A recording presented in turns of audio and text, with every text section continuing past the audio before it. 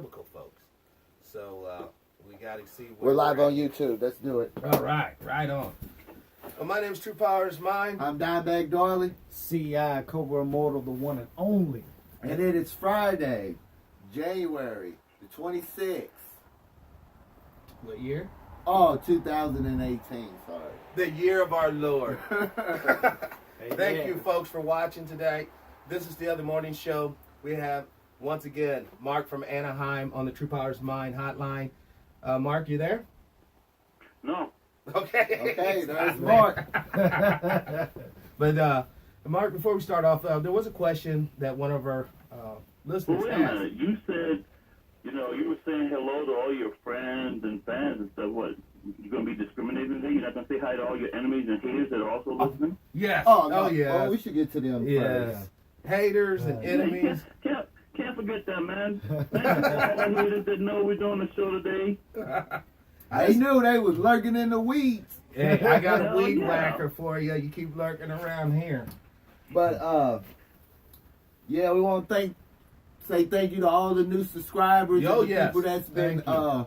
watching the content and sharing it and leaving comments.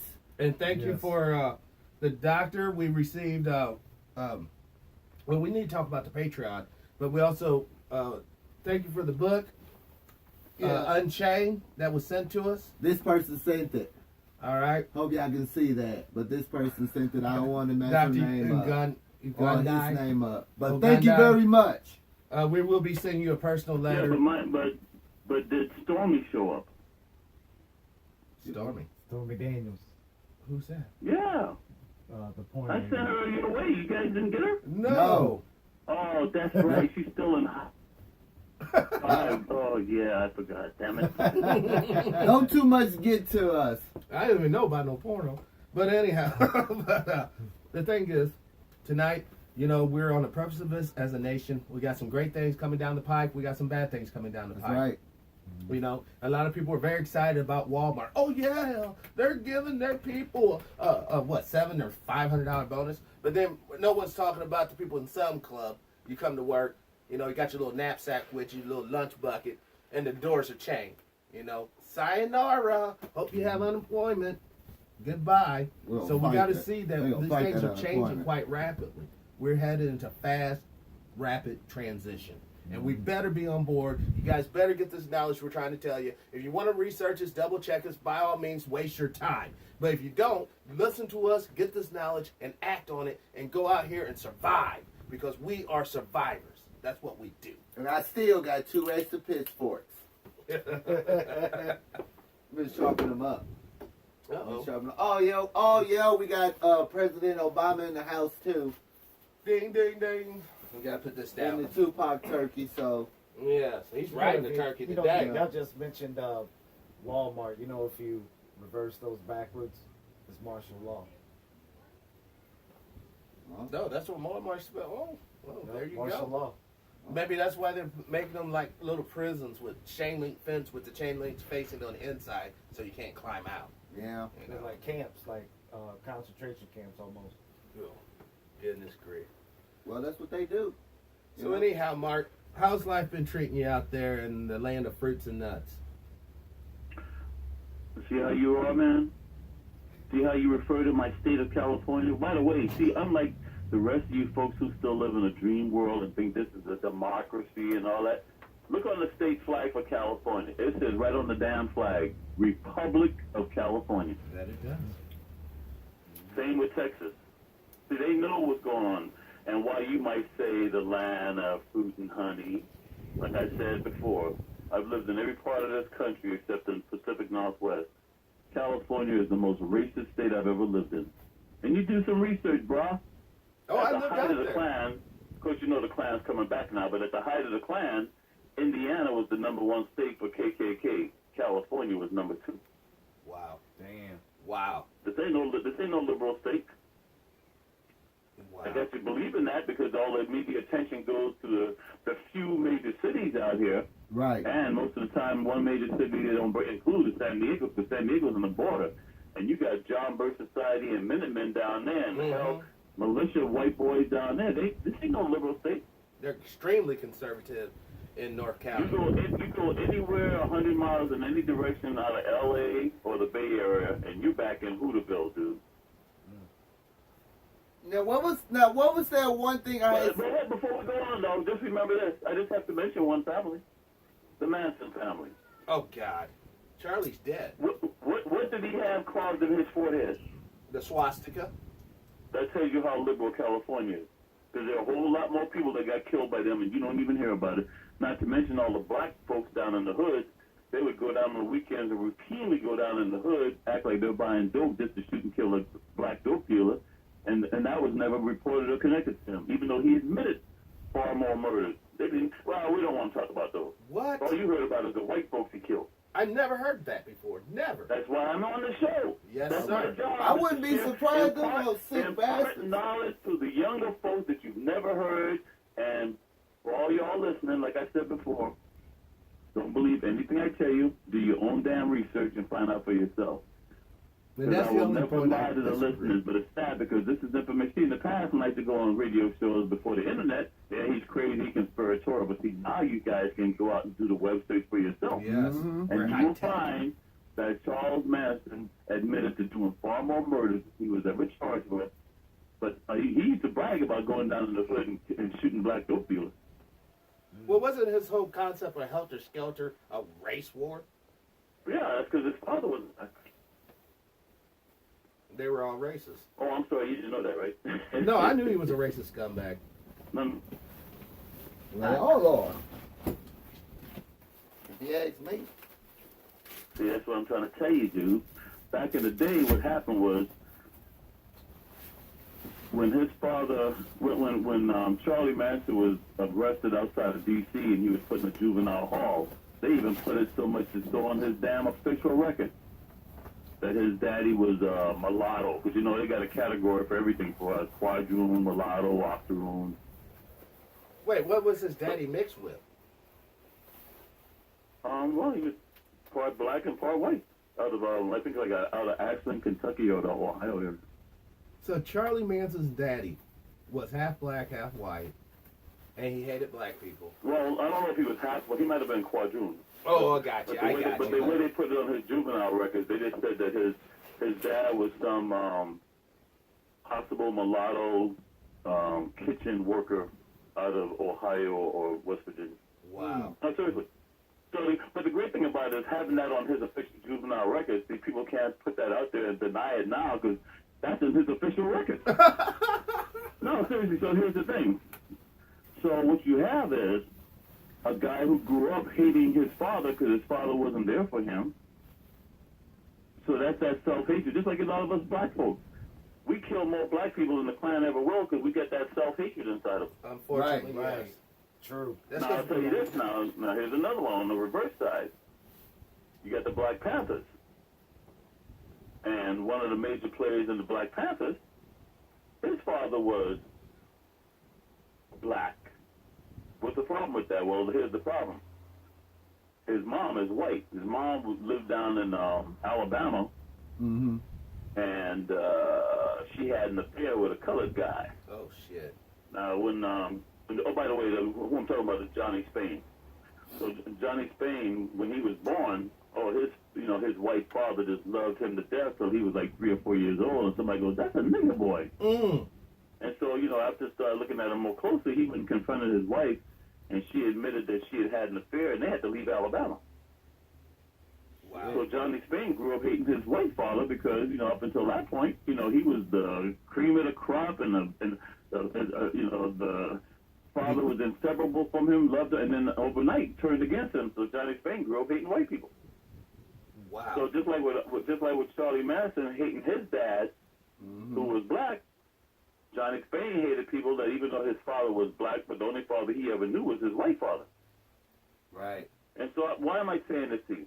Without all the psychobabbling, much of the drama and the trauma that we see in this society today is because of that lack of relationship, lack of love, Yes. lack of leadership, and lack of bonding between those of us and our fathers.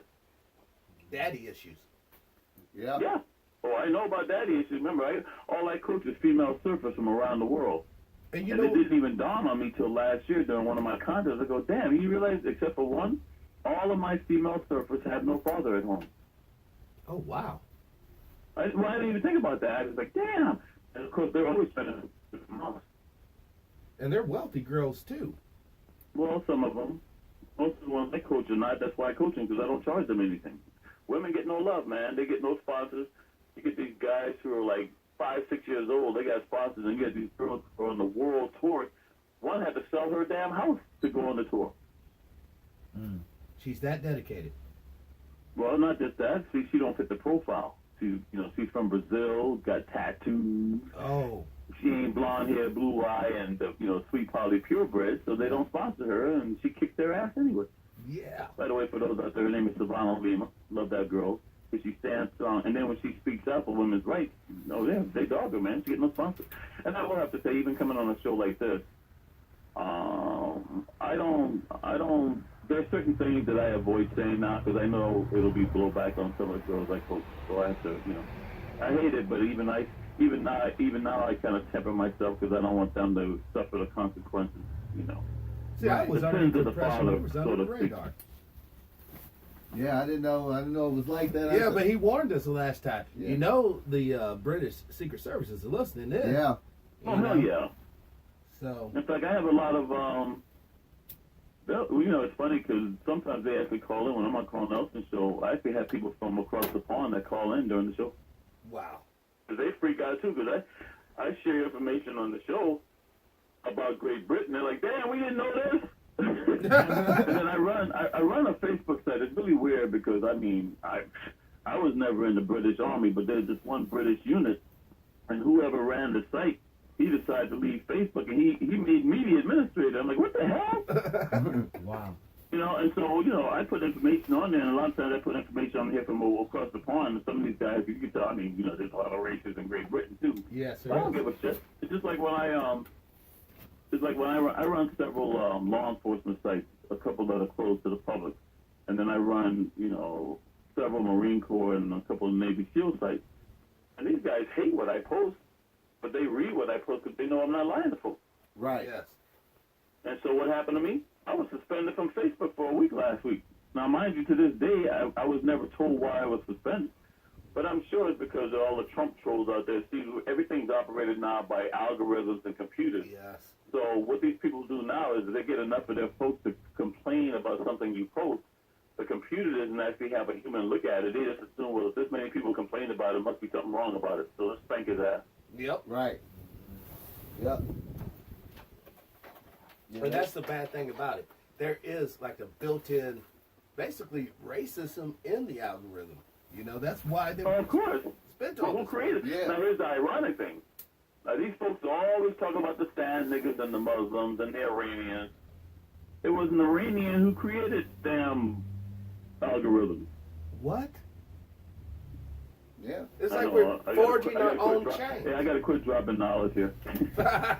No, we need it. We crave it. No, seriously, the original mathematics that's used today in algorithms came from Persia, because that's what Iran was back in the day. Got another one of them in there? In the truck. But Persia, OPEC, all of this, OPEC. Now, why would you mention OPEC? because of the fact that our last conversation on the air here, Yeah. when you talk about BRICS, and I did not know what BRICS was at that time, but now I do. Well, OPEC. tell our listeners, Brazil, Russia, India, China, and South Africa. Yes, and they're an economic powerhouse. There was an And article the that United States and the petrodollar being sucked up by the Saudis is in danger of having their world-dominated currency threatened. And Yes. that's why we're headed for World War. In yes, fact, if you're not aware of this, I'm a former Marine Corps nuclear, biological, chemical warfare instructor, and I'm only 60 years old. Never in my lifetime have I seen what I saw yesterday. They just turned the doomsday clock up to 2 minutes. wow. Now, for those that don't know what the doomsday clock is, that's what they're saying, how close we are to a nuclear war. Nuclear annihilation. Folks, we're All headed because of number 45. Well, but there is a bigger game at play, though, Mark. There has to be a bigger game at I'm play. sorry I couldn't hear you. The rats in the background were making noise. There's a bigger game at play. I mean, the presidency is a very powerful position, but there's more people who are the true puppet masters. The John I Birchers. think what you're really saying is the president doesn't run the country. In fact, the last guy who was president who thought he ran the country should have never driven through Dallas with the top down. Right. Right. Well, you know how See it how is. easy that was? Well, yeah. Yeah, but, you know, this show here is geared towards the young people. You know, Really? we don't want the Fox But News then, crowd. so what you're telling me is Roy Moore is probably listening then. Well, if he is listening, then he needs to leave them kids alone. So now while you're laughing and saying leave the kids alone, stop using that word. Kid means billy goat. See, these are the words they inject into your mind so you actually refer to children less than a human being. Mm. There you Yes, go. words do mean things. All the power See, on earth. see, when I say they, Europeans use words like crumb snatcher, curtain crawler, kid, because they hate their children. And that's why they don't give a damn about destroying this planet, because they don't give a damn about the future, because they're not going to be around for it. Wow. In fact, in the 70s and 80s, their bumper sticker was, I'm spending my grandchildren's inheritance. Mm. I'm And those serious. cougars are doing just that. Yep. Just that. You know it. And then you get the evangelicals, the guys like Mike Pence and them, who believe no matter what they do or no matter who they use to get there, it's okay because they're going to heaven with God. Right. Yeah, they're facilitating. So while folks are sitting here using logic and trying to reason, there's no logic or reason with these folks. They're fanatics. These are the kind of folks who say if your daughter got raped, God intended for her to have a baby, so you can't even give her the morning pill the day afterwards so she doesn't get pregnant by some asshole that raped her. Right. Wow. Wow. I'm serious. That's They do that. thinking.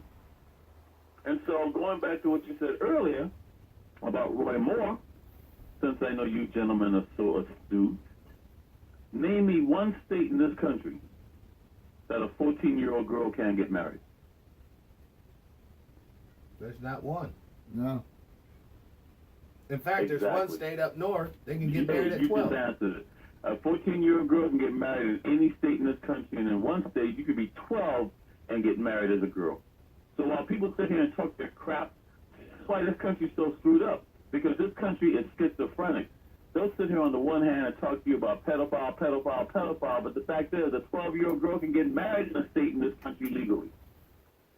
In fact, Ellie Mae Clampett on the Beverly Hills Billy wasn't 18 years old yet, and she was considered an old maid because she wasn't married yet. But back then, you had to have them babies. Back then, my butt, dude, let me explain to you this, because I know some people don't think this is racist, but you know me, I just call a spade a spade. There you go. You go to a black person's funeral, that black person may have been dead for 2 weeks, because they'll hold the body so we can have a big party at the funeral and everything, right? Right. Right. You can't do that with my European brothers and sisters. 3 days. Why not? Because they got to go in the ground quick. They turn gray. There you go. So, now, having said that, if you look at most of these white boys, they get married and are divorced by the time they're in their mid-30s because what they saw when she was 14 or 15 is already gone. Right. Mm-hmm. And look at Donald Trump. He's on his third. Yeah. Look at Rupert Murdoch. He's on his fourth. Even though this time around he married one of Mick Jagger's druggies, but Oh, oh, and I should tell you. Oh, and I should tell you, folks, this since I'm all over the place. Now, for years, I've been telling folks, you guys, when I say you guys, Tea Party folks, John Birch Society folks, they go, don't come to me with your Fox News. How can you believe Fox News is telling you what's really going on when the number one owner of Fox News is an Australian married to a Australian immigrant married to a Chinese immigrant, and the number two owner of Fox News is a Saudi Muslim who funds terrorists around the world and put up the money to build the mosque at Ground Zero where the World Trade Center was. Now, why am I telling you this? The wife of Murdoch is no longer his wife because they're divorced now, but she still uses his last name. Have you ever heard of Wendy Deng? D-E-N-G? no. You guys got some homework to do. Because all these years I've been telling folks how Fox is not our friend. Now Wendy Dent is under investigation for being somebody who was possibly working for the Chinese government the whole time, especially the Chinese government while being real close to people in the Trump family and the Trump administration. Wow. So y'all check that one out. Wendy Dan Murdoch, is she a spy for China? Wow. That's crazy. Oh, but when she came to this country, now, white family couple are over in China. They fall in love with this little girl and want to see her have a better life. They bring her back to the U.S. She sleeps with the guy. The wife kicks her out of the house.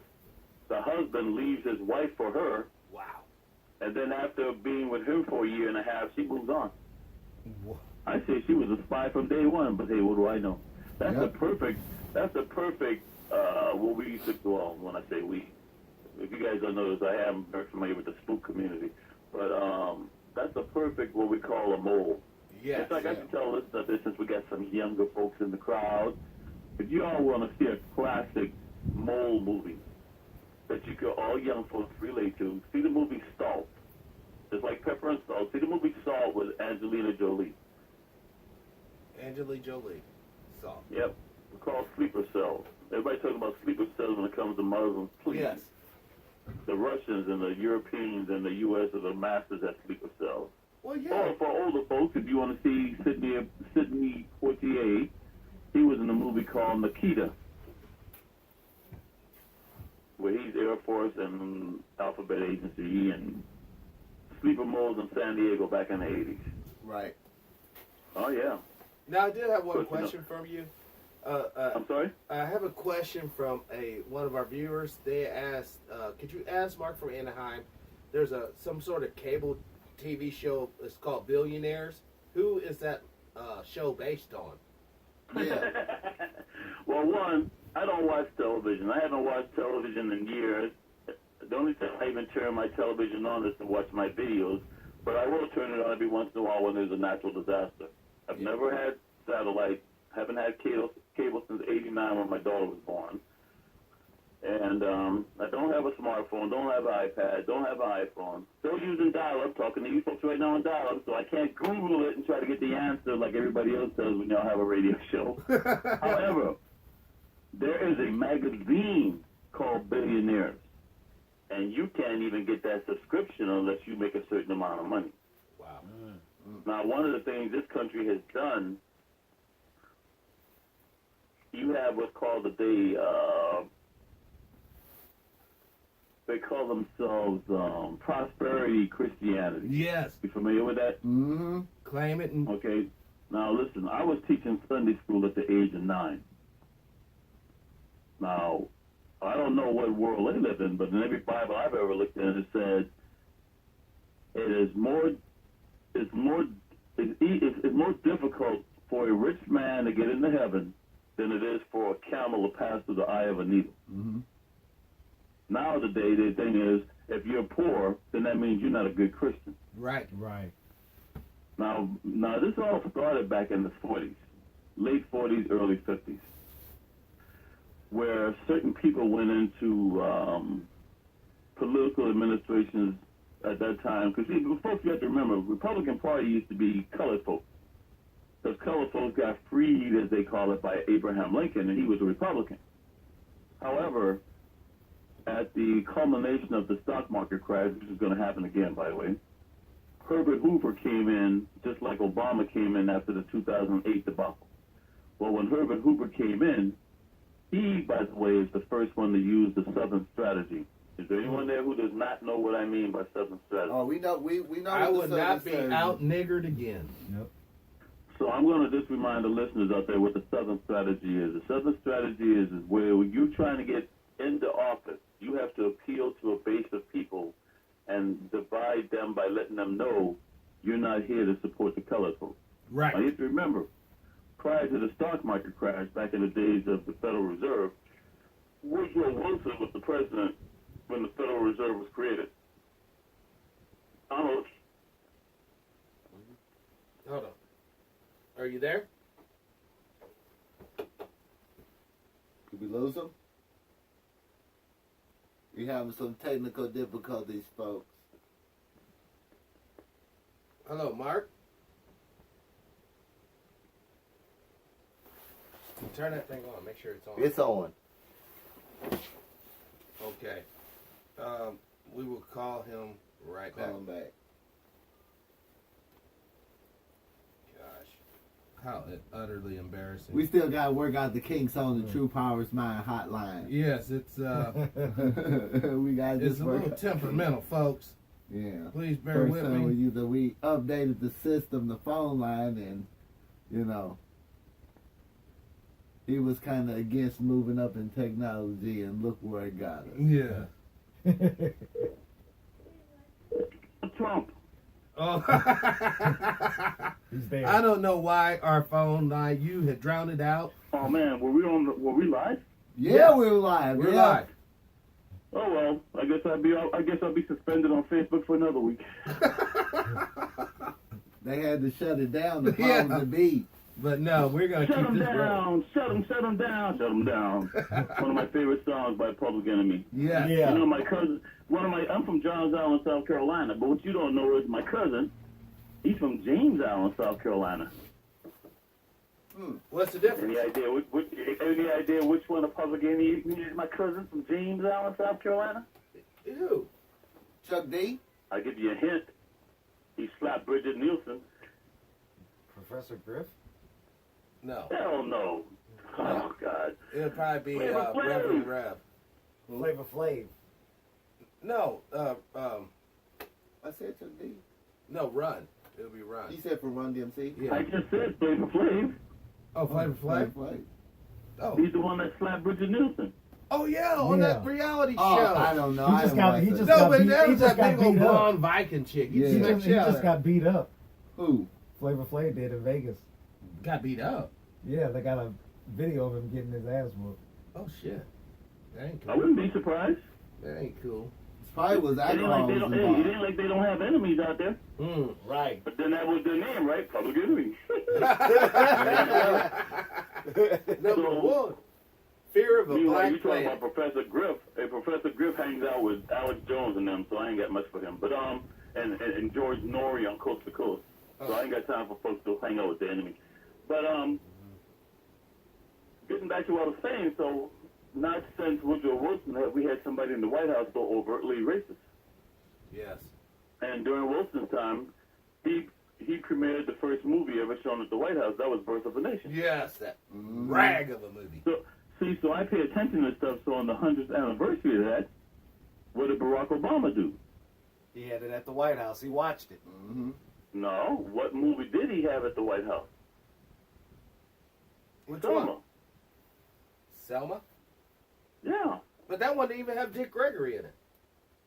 Well, Dick Gregory was mentioned in one line with Joan Baez, but yeah, I mean, you know. But Greg and I talked about that, and he told me to let it go. So, you know, I have to say for the folks out there, yeah, especially you younger folks, do some research, because we lost a great one this week, Yes. Hugh Masekela. Mm-hmm. Hugh Masekela was considered the father of jazz in South Africa. He and Brother Greg used to do a lot of stuff behind the scenes to be Mandela. Yes. So, you know, I live down here in Orange County, so I'll just tell you a little bit more history that most folks don't know. When Mandela got released from prison, the hardcore, wealthy South Africaners, the number one place they moved to was New Zealand. Why? Where's the number two place they moved to? Probably Australia. Orange County, California. No. Oh. They're down here in Laguna Beach, Mhm. Dana Point, Irvine. In fact, I was going to go see Hugh Masekela back in 2012, but I couldn't bring myself to do it because he was opening up his U.S. tour at the Barclays Theater in Irvine. Well, I have a problem with Irvine because I know all about Irvine. Tell us. So Tell here's us. one. So here's one for you folks that you're going to love, especially you young folks. Shortly before Hugh Masekela, because Hugh Masekela started his tour in February of 2012, but shortly before that, a year earlier, when it was Black History Month, the University of California at Irvine, the Anteaters, guess how they celebrated Black History? How? Oh no, not again.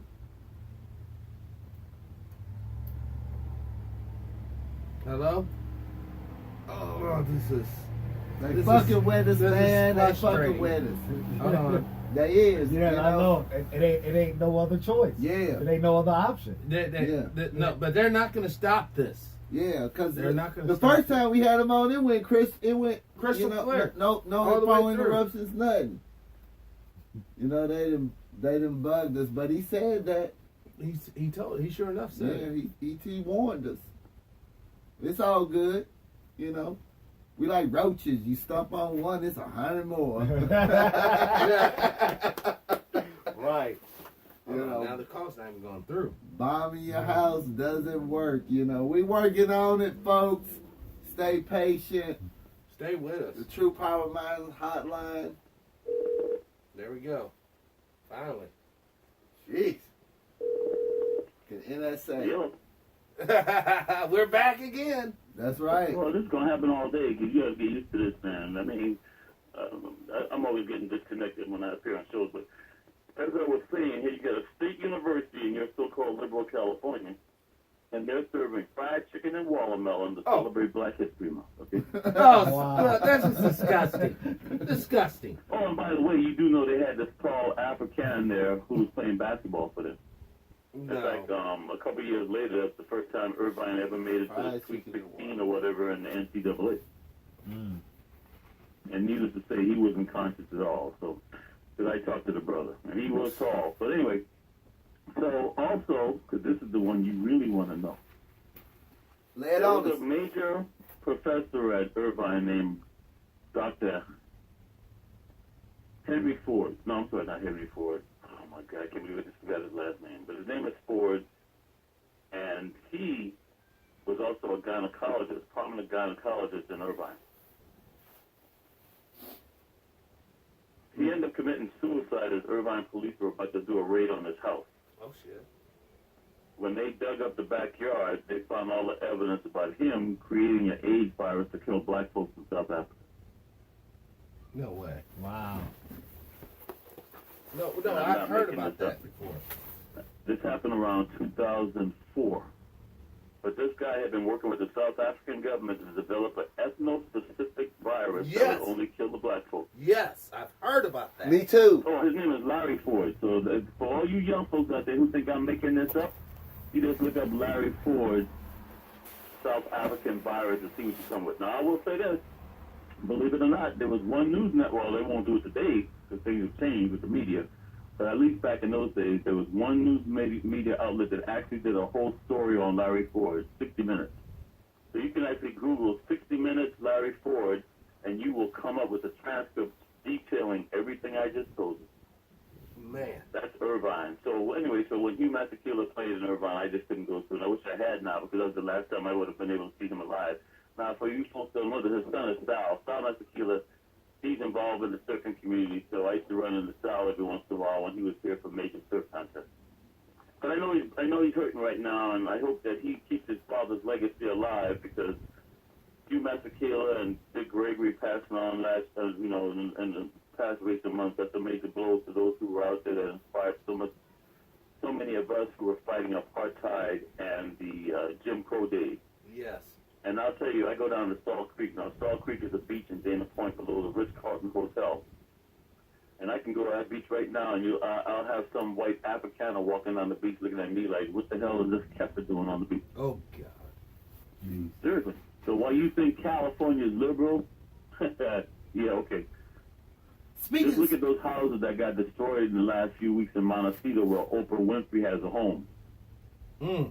I go through that neighborhood. Let me just enlighten you folks on who Santa Barbara is. And by the way, Snoop Dogg has a house not too far from there too, right? Right. And I went in that neighborhood. The local cops don't even patrol that neighborhood because those rich white folks don't even want the local cops knowing what they're up to. Fucking. So of course I drove through there and they got their little renegades and golf carts and stuff.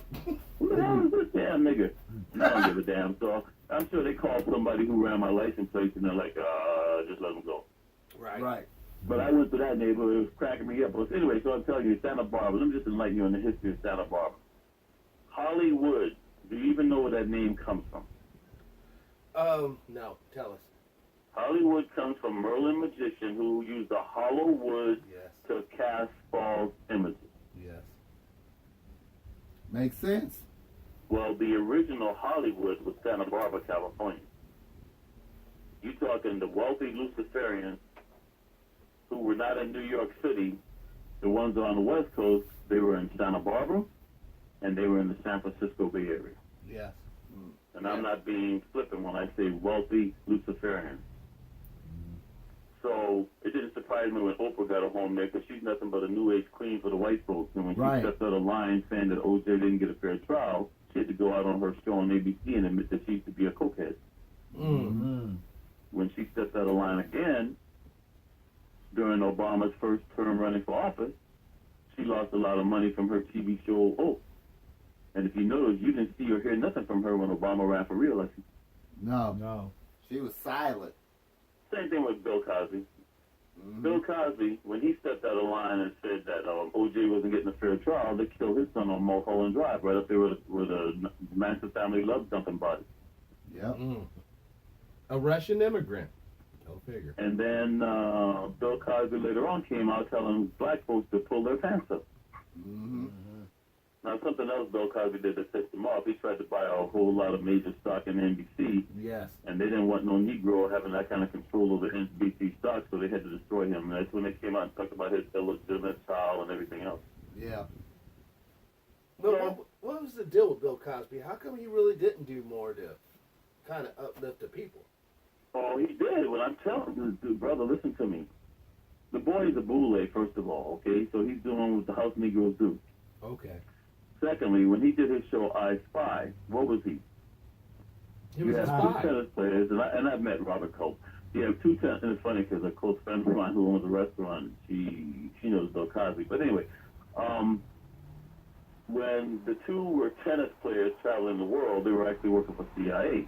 But even in that show, what was he? He was the ball boy for the white boy. Oh, shit. Mm. I'm just telling you, that was his role. And so Steve Cookley and I, we did a show together back in the 90s because currently, I didn't see the show, but Steve saw a remake of I Spy on NBC. And at the end of the show, to get into the CIA headquarters, they used the word boule. Wow. Mm. That was the password. To The open boule was the CIA. password. Yeah. Yeah, I'm serious. You can't So make anyway, this so Bill up. Cosby, No. what happened was he tried to reshape his image, and once he got spanked, if you notice, he did a show for half a season on CBS, and it said that whole season when they were advertising CBS in the fall, it goes, "Come home to CBS." Well, they putting that out there about Cosby because the show didn't last long. Right. But everybody was tired of that no-toe show of him with, the Huxtables.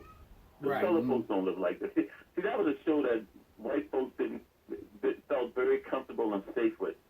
Those Yes. were good niggas.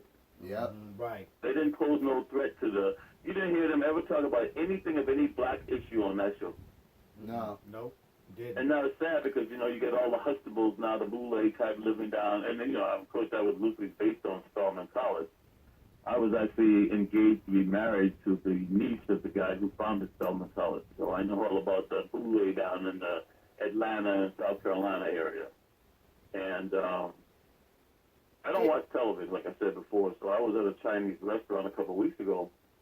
And that's the only time I watch TV is when I see it on the screen on the wall. And for the first time, I saw The Real Housewives of Atlanta. Wow. Oh boy. And I'm like, now I realize why we're so confused. First of all, why is any black woman with collagen in her lips? Right. And every female that was on that show, except for the one token white female friend, they all had blonde hair. Oh, wow. Yep. This is that self-hatred that we have. See what I'm talking about? What's so funny is white folks are always trying to look like we do, And we're trying to look like them. and we're trying to look like they are. You know, Mark, This is how confused our whole society is, brothers. can Without too much psychobabbling, there's a lot of self-hatred going on out there. Yep. It is. you explain what the boule is to the Well, hang on before the boule, so that finish answering the question about that show. I can't talk about a show I haven't seen, but when it comes to billionaires in this country, they started programming the mass population back in the late 70s, early 80s with lives of the rich and famous. This is what you want to emulate. This is what you want to be like. Dynasty. Meanwhile, in the churches, they were teaching this BS Yep. prosperity Christianity. Oh shit! 2 punch. Boom boom. Mm-hmm. Boom. boom. And I'm sorry, did you say Tupac? Yeah, it's like boom with Two idolizing punch, the not rich, 2 and then boom idolizing being a part of Is the Tupac team. dead? With the prosperity deal, it's like 2 Tupac punch. dead? Is Tupac dead? Yeah. I don't think, no. All Did they right. have a funeral for him? No. Now, do you think with all his fans, they would cremate his body overnight? No. Where's his aunt? In Cuba? And that's why here he is. And Exactly. do you know, I said this on a telephone conversation, and do you know the next day the FBI put out another $1 million reminder that his aunt is wanted for murders in New Jersey? No. In his Hi, guys. Because you guys didn't even say anything to the famous but incompetent listening to this phone call. Oh, yeah, you guys know that as FBI, but we call them famous but incompetent. Well, they're more than welcome to enjoy the show. But I'm sorry, I got distracted here. I digress. So anyway, so getting back to the billionaire. So they program you already to emulate the wealthy. Yes. Now, I'll have to tell you straight out. It's very difficult to become wealthy without doing something illegal, unethical, or immoral. Mm. So while we idolize and emulate and worship these folks, we will allow a guy like Donald Trump to say or do what he wants, because guess what? Deep down inside, many people in this country want to be just like Donald Trump. Yep. Wow. It is. I can be white, say what the hell I want. And it's for you brothers out there listening to this, since we got the younger crowd.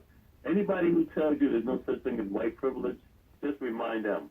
If Obama's wife had naked photographs on the internet, he would have never been president. Yes. Right. Yes. See, I look at the obvious stuff. And I don't know if I told you this the last time, but I was a member, well, I guess you, once you're a member, you're a member. But I'm a member of International Who's Who. And do you know who sponsored me in the International Who's Who? Ivana Trump. So when I tell you folks this stuff, I know who these people are. I've been watching and studying these people for years. And one of the biggest lies I keep hearing repeated over and over and over again. Well, nobody ever called Donald Trump a racist till he ran for president. Oh. Then why does he have a 2-page ad in the 1971 New York Times where he had to apologize for not letting Negroes rent from any of his apartments? Yep. Right. Wow. Okay? I mean, so seriously. And so here's the problem, because we live in a society today where if you really study Hitler, and God knows I studied Hitler since most of my mentors were World War II Nazis and OSS guys, the more you repeat a lie, the more it becomes the truth. Yes. The bigger the lie, the more people believe it. Yep. And so when they keep repeating this lie over and over and over and over and over and over and over again, saying he was never called a racist until he ran for office, then people ignore all the information that's out there. Right. Now, Comey, let's take Comey for example. Comey's FBI. How did Donald Trump make most of his money before you heard of him? Real estate, gambling. See, everybody says real estate. Come on, guys. Gambling. What kind of real estate did he own in recent years? Mm. No? Gambling casinos. Yep. Well, let me ask you this. Who brought gambling to Las Vegas? The mob. So then who is he connected to? The mob. So why doesn't people just look at the obvious? You know what I'm saying? Yes. All right. So having said what I just said, I'm going to ask you gentlemen this. Now, I know there's some guy on that show with the initials PW, so he might know this because he stalks me on Facebook. But are you all aware of the fact that the NRA gave something like $70 million to the Trump campaign in ads and support during the election year? Mm-hmm. You all aware of that? Yep. Do you know where they got the money from? Casinos and the mob. A Russian banker who has close ties to Putin and the Russian mob. Wow. Do you hear anything about this in the news? No. And So you're not. that makes sense why, like I was talking to my father, that they don't want. So you're already a lot ahead of the stuff coming curve. out. You still talk to your father. They don't want a lot of stuff coming out with Russia because they're included with that. Yeah. Right. They're not so hastily to figure out because Remember we was talking. I said, remember we was just having like a little private conversation. I said that the only thing they gonna probably dig up on Trump with Russia is some shady business deals, Yep. because they all intertwine together. Right. Right. So when the caller or the listener asked about the show with the billionaires, I have not seen that show, but what I will tell you is this. If they're billionaires, then they're dirty as hell. Yes. That's how you get there. So I'm just telling you, that's how you get there. And that show is designed for certain people who have sold their souls. And if you want an idea what I'm talking about, just look at the movie The Ninth Gate with Johnny Depp, or look at the movie Eyes Wide Shut with Nicole Kidman and Tom Cruise. Because those two movies show you how they sell their souls for fame, fortune, and power. Yeah. And going back to Hollywood, the movie Eyes Wide Shut, they even show you in that movie the folks who are in Hollywood and why they're the powerful ones in Hollywood. So all this crap about Harvey Weinstein, everybody knows about the director's couch. That's nothing new. So Harvey Weinstein pissed them off with that movie American Made. Yeah. Then you look at Kevin Spacey. Kevin Spacey pissed him off with the 5th season of House of Cards, which even shows you the Bohemian Grove. And then in the 5th season of House of Cards, Kevin Spacey, who's the president of the United States, goes, the White House is not where the power is. I need to go back into the business world with those guys back. Now, they don't use the term Bohemian Grove. They use a different name, but you can clearly tell it's the Bohemian Grove. Oh, and by the way, where's the Bohemian Grove located? San Francisco, California. Oh, liberal California. Yes. Mhm. Worshiping Now, the if you want owl. to see the Bohemian Grove on an international level, where is Donald Trump this week? Switzerland. Not just Switzerland. Where is he? Don't know. Mark, tell us. Davos, Switzerland. Do you know anything about Davos, Switzerland? No. No, enlighten us, That's please. the major players in the New World Order, the wealthy of the wealthy of the wealthy, the old European blood money. And just to give you an idea what I'm talking about, membership in that club usually starts off at $17,000 just to get an invitation. And Donald Trump, let me put it this way. No U.S. president has been there in 17 years. And the only reason Donald Trump is there is because Macron out of France, and you know, well, I got some close ties to France. In fact, my favorite surfer right now, coaching is from a French territory. But Macron is the one who invited Trump, or he wouldn't have been there. Now Trump feels like he's one of the players, and Trump has already realized who the real power is, because he's going to do something that you have never seen or heard Trump do before.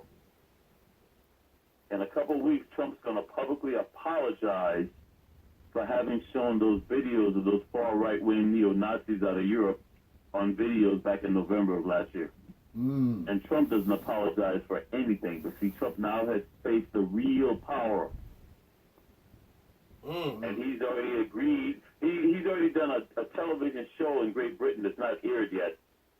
And he's already agreed that he's going to apologize for having shown those videos. Now, he claimed he didn't know they were neo-Nazis, but, you know, doesn't matter. The point is, Donald Trump has never asked God for forgiveness, and Donald Trump has never apologized. He saw the real power this week. He's apologizing. So for you folks out there who don't know what I'm talking about, just Google that one. Donald Trump plans to apologize. Because once again, what I shared, most people never hear. Early warning. What's the So guy I hope that answered the question for that person with the billionaire. But here's the problem with the billionaire. In the U.S., they had to usurp people from doing good for the community. Right. So you started injecting religion into the Republican Party, pretending to be Christians when you're really not. And this Christianity was to equate those who with money and wealth as doing God's will. Yes. And so by 1980, they basically started hijacking. Up until that time, most so-called evangelicals and Christians had nothing to do with politics. But when Reagan ran for office, that's when they started injecting it and trying to say that Jimmy Carter was going to bring homosexuality and the gays, blah, blah, blah, blah, blah. And then they ramped it up. Now, of course, George Herbert Walker Bush, Daddy Bush, he's not a conservative, and he didn't really go along with them, and they punished him, so he only got one term in office. Yes. But after they brought in Clinton, who shows how immoral he was by, Monica Lewinsky playing the bird swallow in the White House. Yes. So, and it's nothing. See, why people sit there talking about Monica Lewinsky, especially within the Republican Party, they're all sleeping with teenage male pages up there. Oh, There are all kinds of scandals of male pages. And see, that's those log cabin boys I told you about that got the don't have their own child repealed. Because they bring them in at 14, 15 years old from Boise State, and then they make them pages at the White House, grooming them for better jobs later on. Ugh. And these old white boys are plying those little boys who come back later on as politicians and join the log cabin boys because they turn these little boys out. These boys weren't gay before they went to D.C. as pages, and some old white guy sodomized them. Oh. That's... I wish I was making this up. I wish So you anyway, was too. Getting back to what I was saying about the billionaire TV show, so when you have folks who are being in positions of high places who emulate more and more and more and more, and here's the problem. I just told you, Trump, gambling casino. Yes. The number one addiction in this country right now is gambling. And these folks are compulsive gamblers and they can't get enough. It's an addiction. They can't get enough and they will never stop. And that's why the United States is destined to go down. Because the Wall Street now is nothing but a super Ponzi scheme. All this tax cut money that Trump claims that he's brought back to the community, what they're doing is they're going to bring the jobs back because they're going to replace human beings with robots and artificial intelligence. Yes. Yes. So when they get a tax cut, they don't hire new employees. You only hire a new employee if you have more demands for your goods or services. Yes. What these people are doing is taking the tax cuts and buying up their own stock on the stock market, which makes fewer stocks available, which causes the value of that stock to go higher.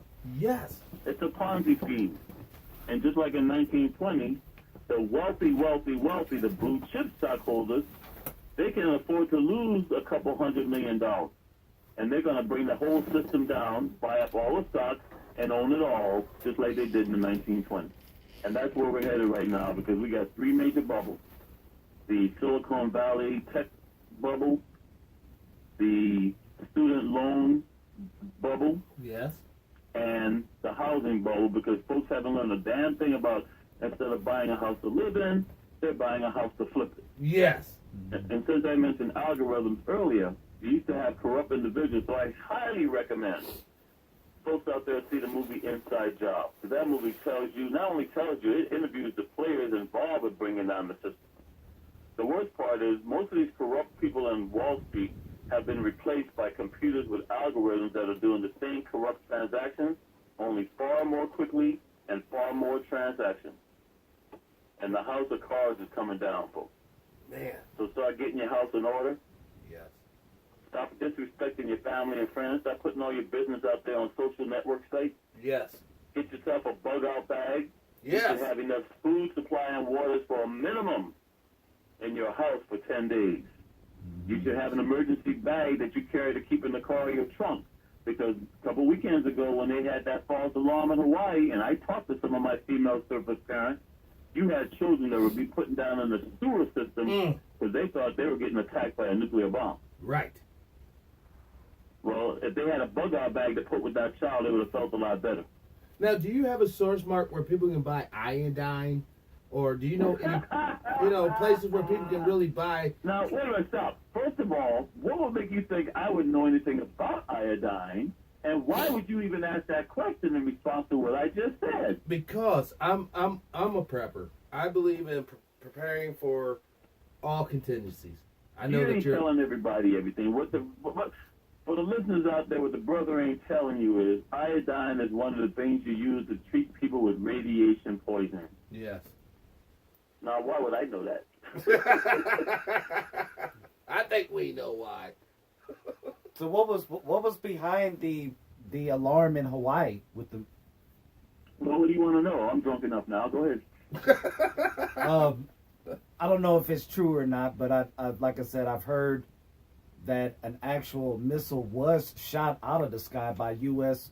missile defense. Is that correct?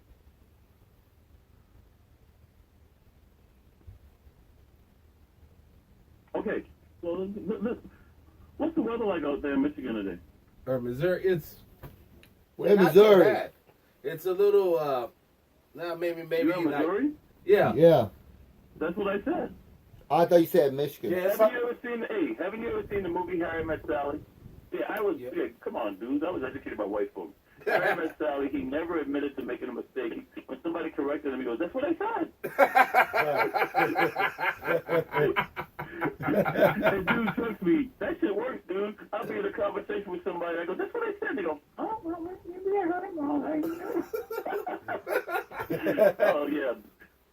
No, you know, everybody talks about Harry Met Sally because in that movie, Meg Ryan is like, oh, oh, oh. And some other woman at another table goes, "I don't know what they're eating, but I want some of that." She's taking an orgasm, but her whole point was she's telling him, yeah, women can fake orgasms all the time.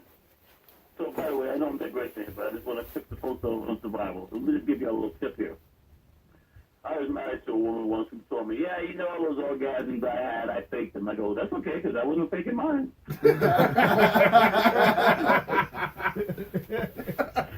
Anyway, so getting back to to answer the question, I don't know about that. Well, I will just tell you this, because what I'm telling you, I've shared before, so I don't care.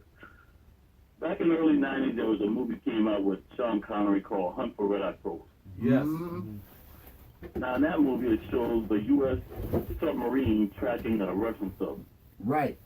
But I was told that movie was actually about Office of Naval Intelligence trying to track a whole bunch of renegade CIA guys who had their own subs, and they were going to do something to cause Clinton to go to war. Wouldn't be You following me here? We following Yes. you. Yes. So, when Trump was running for office, I posted on Facebook, I said, I haven't seen this since the 90s. There's a major war going on within the spook community. In fact, 40 of the top intelligence personnel in the U.S. who are all registered Republicans, guess who they endorse? Trump. Hillary Clinton. In fact, I met with one of them, Michael Hayden. Michael Hayden was both CIA director and NSA director. Even Michael Hayden came out and endorsed Hillary Clinton. He is no liberal and he ain't no Democrat.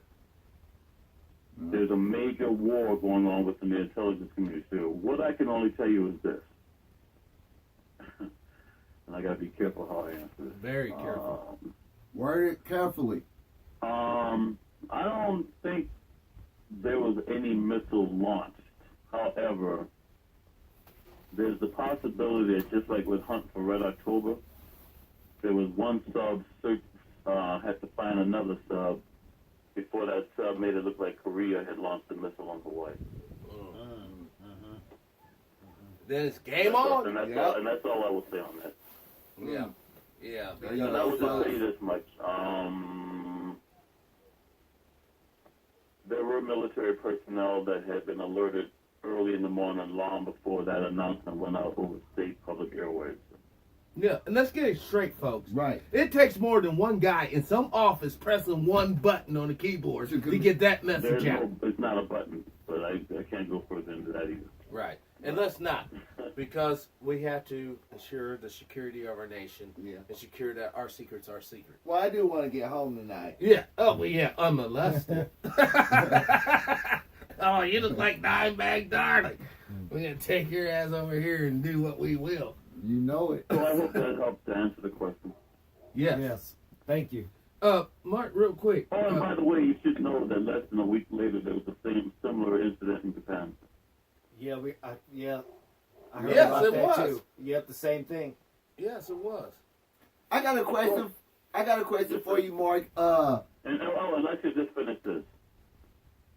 I think that last time I came on your show, I told you I don't recognize North Korea or South Korea. There's only One Korea. One. And if you notice now, the U.S. is worried because North Korea and South Korea are going to have their members on the same teams during the Olympics. Yes. Right. The last thing the U.S. would want, or Europe would want, is a unified Korea. Why? Right. Guess who's going to have to leave the country if that happens? Who? The U.S. Yep. Oh. Yeah, because they're in South Korea, right? But we didn't leave Germany. Germany was reunited. We still have bases over there. Okay, you're talking about Germany. The difference between Germany Germany, half of Germany was occupied by the Soviet Union. Yes. Half of Korea is occupied by Koreans. True. True. Now You're foreign comparing power. apples to oranges. It's like Vietnam. All Ho Chi Minh wanted was one Vietnam. What do they have today? One Vietnam. Mm-hmm. So go see the movie The Post with Meryl Streep. Because that movie clearly tells you what I've been telling folks for years. They knew in 1965 that the U.S. could not win that war.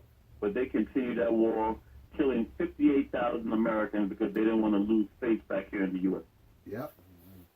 A lot of people got rich off of that too. Well, let me ask you this. You've heard of Agent Orange. Yes. Well, Agent Orange is a defoilant. It causes the shrubbery to die. But have you heard of Agent Blue? No. No. Mm-mm. Enlighten us, Exactly. please. Agent Blue destroys the soil. When the U.S. went into Vietnam, guess who was the world's largest supplier of rice? Vietnam. Guess where they get their rice from now? Probably us. The United States. Mm. California. Because California is the biggest agricultural state on the planet. Yes. Used to be the Yeah. 5th largest economy in the world. I think it's like the 9th now. No, we're number 7 right now. Oh, But okay. that changes every day based on bricks and the value of the dollar. Oh. So, when you look at what's going on with oil, because the brother mentioned very early on OPEC. Here's the meaning to my madness. I always come back to things. How long has the U.S. been a member of OPEC? Not 1 year. We've never been a Very good, because the average American thinks that we are. Who runs OPEC? The Middle East, Saudi Arabia, or Egypt, Libya. No, you said it already. The Saudis. Right. Yeah, that's the largest. Well, guess what? The day of the Saudis running the U.S. and manipulating the U.S. are coming to an end. Yes. And pretty soon, the U.S. is going to be the one who has the largest supply of oil. Because, see, we've been using everybody else's oil and not using our own. Right. I could take you right here to Bakersfield, California, if you think California is liberal. You wouldn't be driving around Bakersfield at night. Anyway, so, I'm just telling you the way it is, man.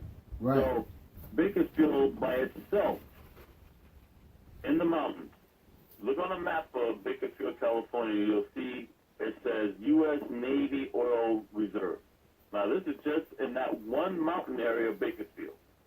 There's enough oil in that one mountain to sustain U.S. way of life for 7 years without getting a drop of oil from any place else. Wow. Wow. Right now, and go back and look at the movie Hackers, back when Angelina Jolie was actually good looking before she decided to make herself look like a cretin, trying to be who she's not. But when Angelina Jolie was smoking hot and was sleeping with her stepdad, she was in the movie Hackers. Even in that movie Hackers, that's more than 20 years old, they were showing you how they had computers that kept all the ships offshore, and they only brought those ships ashore when the prices were too high for the average person to buy oil. Mm-hmm. We're not in a shortage of oil. I can take you to Long Beach right now, and you can find between San Pedro and Long Beach, L.A., 20 oil ships just sitting off the coast doing nothing. Just wait. Oil tankers, super tankers. Mm. So what the U.S. is doing is using up the world supply of oil, and so guess who's the only one that has it? Us. We. Yep. United We States. And that's how they operate. And that's what's going on. So when folks want to talk about solar energy, it's no Yes. accident that Donald Trump just passed a new tariff law that's going to hurt the solar energy, and especially here in California. Because the guys in fossil fuel ain't ready to give it up yet. Right. And when we do go to solar energy, it'll be because the fossil fuel industry is the ones who control that industry also. Yep. Wow. So, nobody's talked about the S-hole comment. Oh. The shithole? No, he said it supposedly says shit house. Right. Oh, supposedly. shit house. Before we go into that, we've been at an hour. You good on time? I'm sorry? We've been on for about an hour so far. Are you good with the time? What do you mean about good with the time? Well, You're I on don't. CPT, right? Yes. Yes, we Yeah, are. okay then. Okay. Dude, I'm retired, man. Okay. If I wasn't good with the time, I wouldn't answer the phone. All right, that works. And we appreciate you answering. Yes, we do. Now, enlighten us about the I shithole. got plenty of booze here. I ain't running up. So anyway, now that you distracted me, S-hole. Now, you do realize, as I'm talking to you right now, Trump is over there with Rwanda and a bunch of other African leaders, right? Yes. Right. Now, what are these African leaders going to do about Trump's asshole comments? Hopefully, or not hopefully, but I pray they don't poison his food. They ain't doing a damn thing. And why won't they do a damn thing? No, they already probably knew he was gonna say it in the first place. Right. Well, In no, all of them been 1994 installed by Europeans. 1994, I did a radio show with Carl Nelson here in L.A., and I was looking at one of my maps provided to me by one of the alphabet agencies. And I looked at my 1994 map. I go, I'm here looking at a 1994 map of Africa. And I know this is going to hurt the listeners' feelings because you're all talking about this Africa, that. I go, I challenge y'all to name me one leader of an African country that was not put in the power by Europe or the United States. Right. In fact, in Rwanda, the two brothers who were strong, the Hutus and the Tutsis, were going to merge together, and they both got killed mysteriously when they were riding on the same airplane coming back from the peace conference. You see how it seemed like that stuff like that always I'm sorry, seems but to I have to happen. correct myself. The Hutus and the Tutsis. And then all of a sudden, 1 million people died in Rwanda, and the Clinton administration didn't do crap. No, they did not. And then, I don't go to places like Starbucks and all these white European elitist coffee shops. While they sit there talking about peace, love, when's the last time you seen a commercial for Juan Valdez Colombian coffee? Long ass time. Because they're getting their coffee from Africa. And Rwanda, that was their number one export after that 1 million people died and the two leaders got killed. Coffee beans. And that's all over Africa. So, having said what I just said, since I did refer to the green economy and green industry, what's the plan when it comes to fossil fuel vehicles in this country? They should be phased out. And phase out to what? Electric. Well, let me just enlighten you, brother. 90% of all the cobalt, which is required for electric cars, comes out of one country in not South Africa, but in Africa. And if they want to shut the Europeans and America down, they could shut them down tomorrow, and you ain't seen them doing the damn thing about it. What's the name of that country? You talked about this on the last time you was on the show. That's right. So I ain't gonna tell you again. You guys got homework. Just put out cobalt.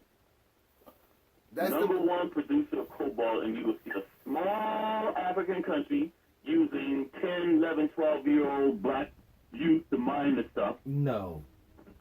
for European. Oh, and by the way, since you mentioned this earlier about BRICS, guess what member of BRICS is getting that 90% of the cobalt before the U.S. even is allowed to buy it? South Africa. Close. Which one? You got 4 more left. I'll say China. China. No way. That one stuff, because China is buying up Africa, the continent of Africa, like you cannot imagine. See, let me just make this simple. We talked about the mob earlier. We talked about the Russian mob. We talked about the Italian. Well, actually, most of the Italian mob is not Italian. They're actually Sicilian. And you know why the Sicilians are hated, right? Right. Because they're black. And why are they black? Because the when they came up there during the ancient times, they kicked their ass on their way to Rome. Because the Moors raped all their women. So Sicilians are considered niggas in Italy. Yes. Okay, anyway. So, when you look at what's going on, China, the triad. Are you guys familiar with the triad? Yes, sir. Mm-hmm. Well, the triad has been around for centuries before there was any Italian mob, Jewish mob, or anybody else. Okay? These guys are the masters when it comes to organized crime. And there is no difference between organized crime and corporations in their world. Wow. That's just the way they do business. Another old, not as old as the Chinese, but I'll say somebody else who's like that. In Japan, it's called a zaibatsu. What about the Yakuza? The Yakuza are just pussies, dude. The Yakuza is like talking about skinheads. You can talk about the Nazis, or you can talk about the skinheads. The Gotcha. skinheads are the foot soldiers doing the job for the Nazis, because the Nazis live behind closed doors in wealthy neighborhoods and don't want to get their hands dirty. Right. The Yakuza is the same thing. The Yakuza are the street gangs who do the job for the zaibatsu. Nobody messes with the zaibatsu. Have you even heard of the zaibatsu? No, sir. There you go. And I'll just say this: we bombed Hiroshima, we bombed Nagasaki, and MacArthur was the governor. So anything you see Japan do today, we allowed them to do it because we ran that country after that war. Yes, we did. And the Zaibatsu was supposed to be abolished, and then somebody said, whoa, wait a minute here, we might be able to use them. So you folks out there, if you want to know what I'm talking about, Zaibatsu, Z as in zoo, A-I, B as in boy, H-E as in Tom, S-U, Zaibatsu. Nobody fucks with the Zaibatsu, and nobody fucks with the triad. Right. That's the old money. Why do I know this? I was a member of the Asia Society. I have lots of folks in the Japanese, Taiwanese, Chinese community. By the way, you say Taiwan. It wasn't even Taiwan before Nixon became president. You know what that country was before? It was part of China. Formosa. Formosa. It was not a part of China. But because we started kissing China's ass during the Nixon years, we were no longer allowed to call them Formosa, and they were forced to change their name to Taiwan. Wow. And that's when Nixon took us off the gold standard. And China started buying up our gold at $35 an ounce. So the U.S. dollar today that you see printed, which is not a Federal Reserve note, is not even worth the paper it's printed on. Wow. Damn. Meanwhile, during that time when Nixon was in the White House, George Herbert Walker Bush was the ambassador to China. Was he? And so when Tiananmen Square happened, I knew Bush wasn't going to do anything because his brother, and also his uncle, owned 7 golf courses in China during that time. Wow. They let that man get run over damn near. Right. Now, I wonder how much money I could make if I was sitting in some college class teaching this right now. Oh, you'll be rich beyond you believe. Mm-hmm. Oh, I'm sorry. No, I wouldn't be able to teach this in class, so I wouldn't be making anything. Because I'm telling the truth. You know, But like I said, we have the internet today, so you guys look that up. Formosa, Formosa. By the way, I still piss off a lot of Chinese because I do it on purpose. I go, yeah, I should go visit Formosa. But they get pissed off when I say that. Formosa. You know, can you tell us a little bit about your near-death experience? Yeah, I nearly died. Yeah, but can you tell us, like you know, kind of in depth, like, did... No, okay, I'll tell you about 2 of them. I had 2 already. Okay. When I was living in Jim Crow, rural South Carolina, okay, Negroes weren't allowed to go to the beach, and we damn sure didn't have no public pools. That's why I'm so successful with my female surfers, because most of my female surfers, or probably all of them, are white females.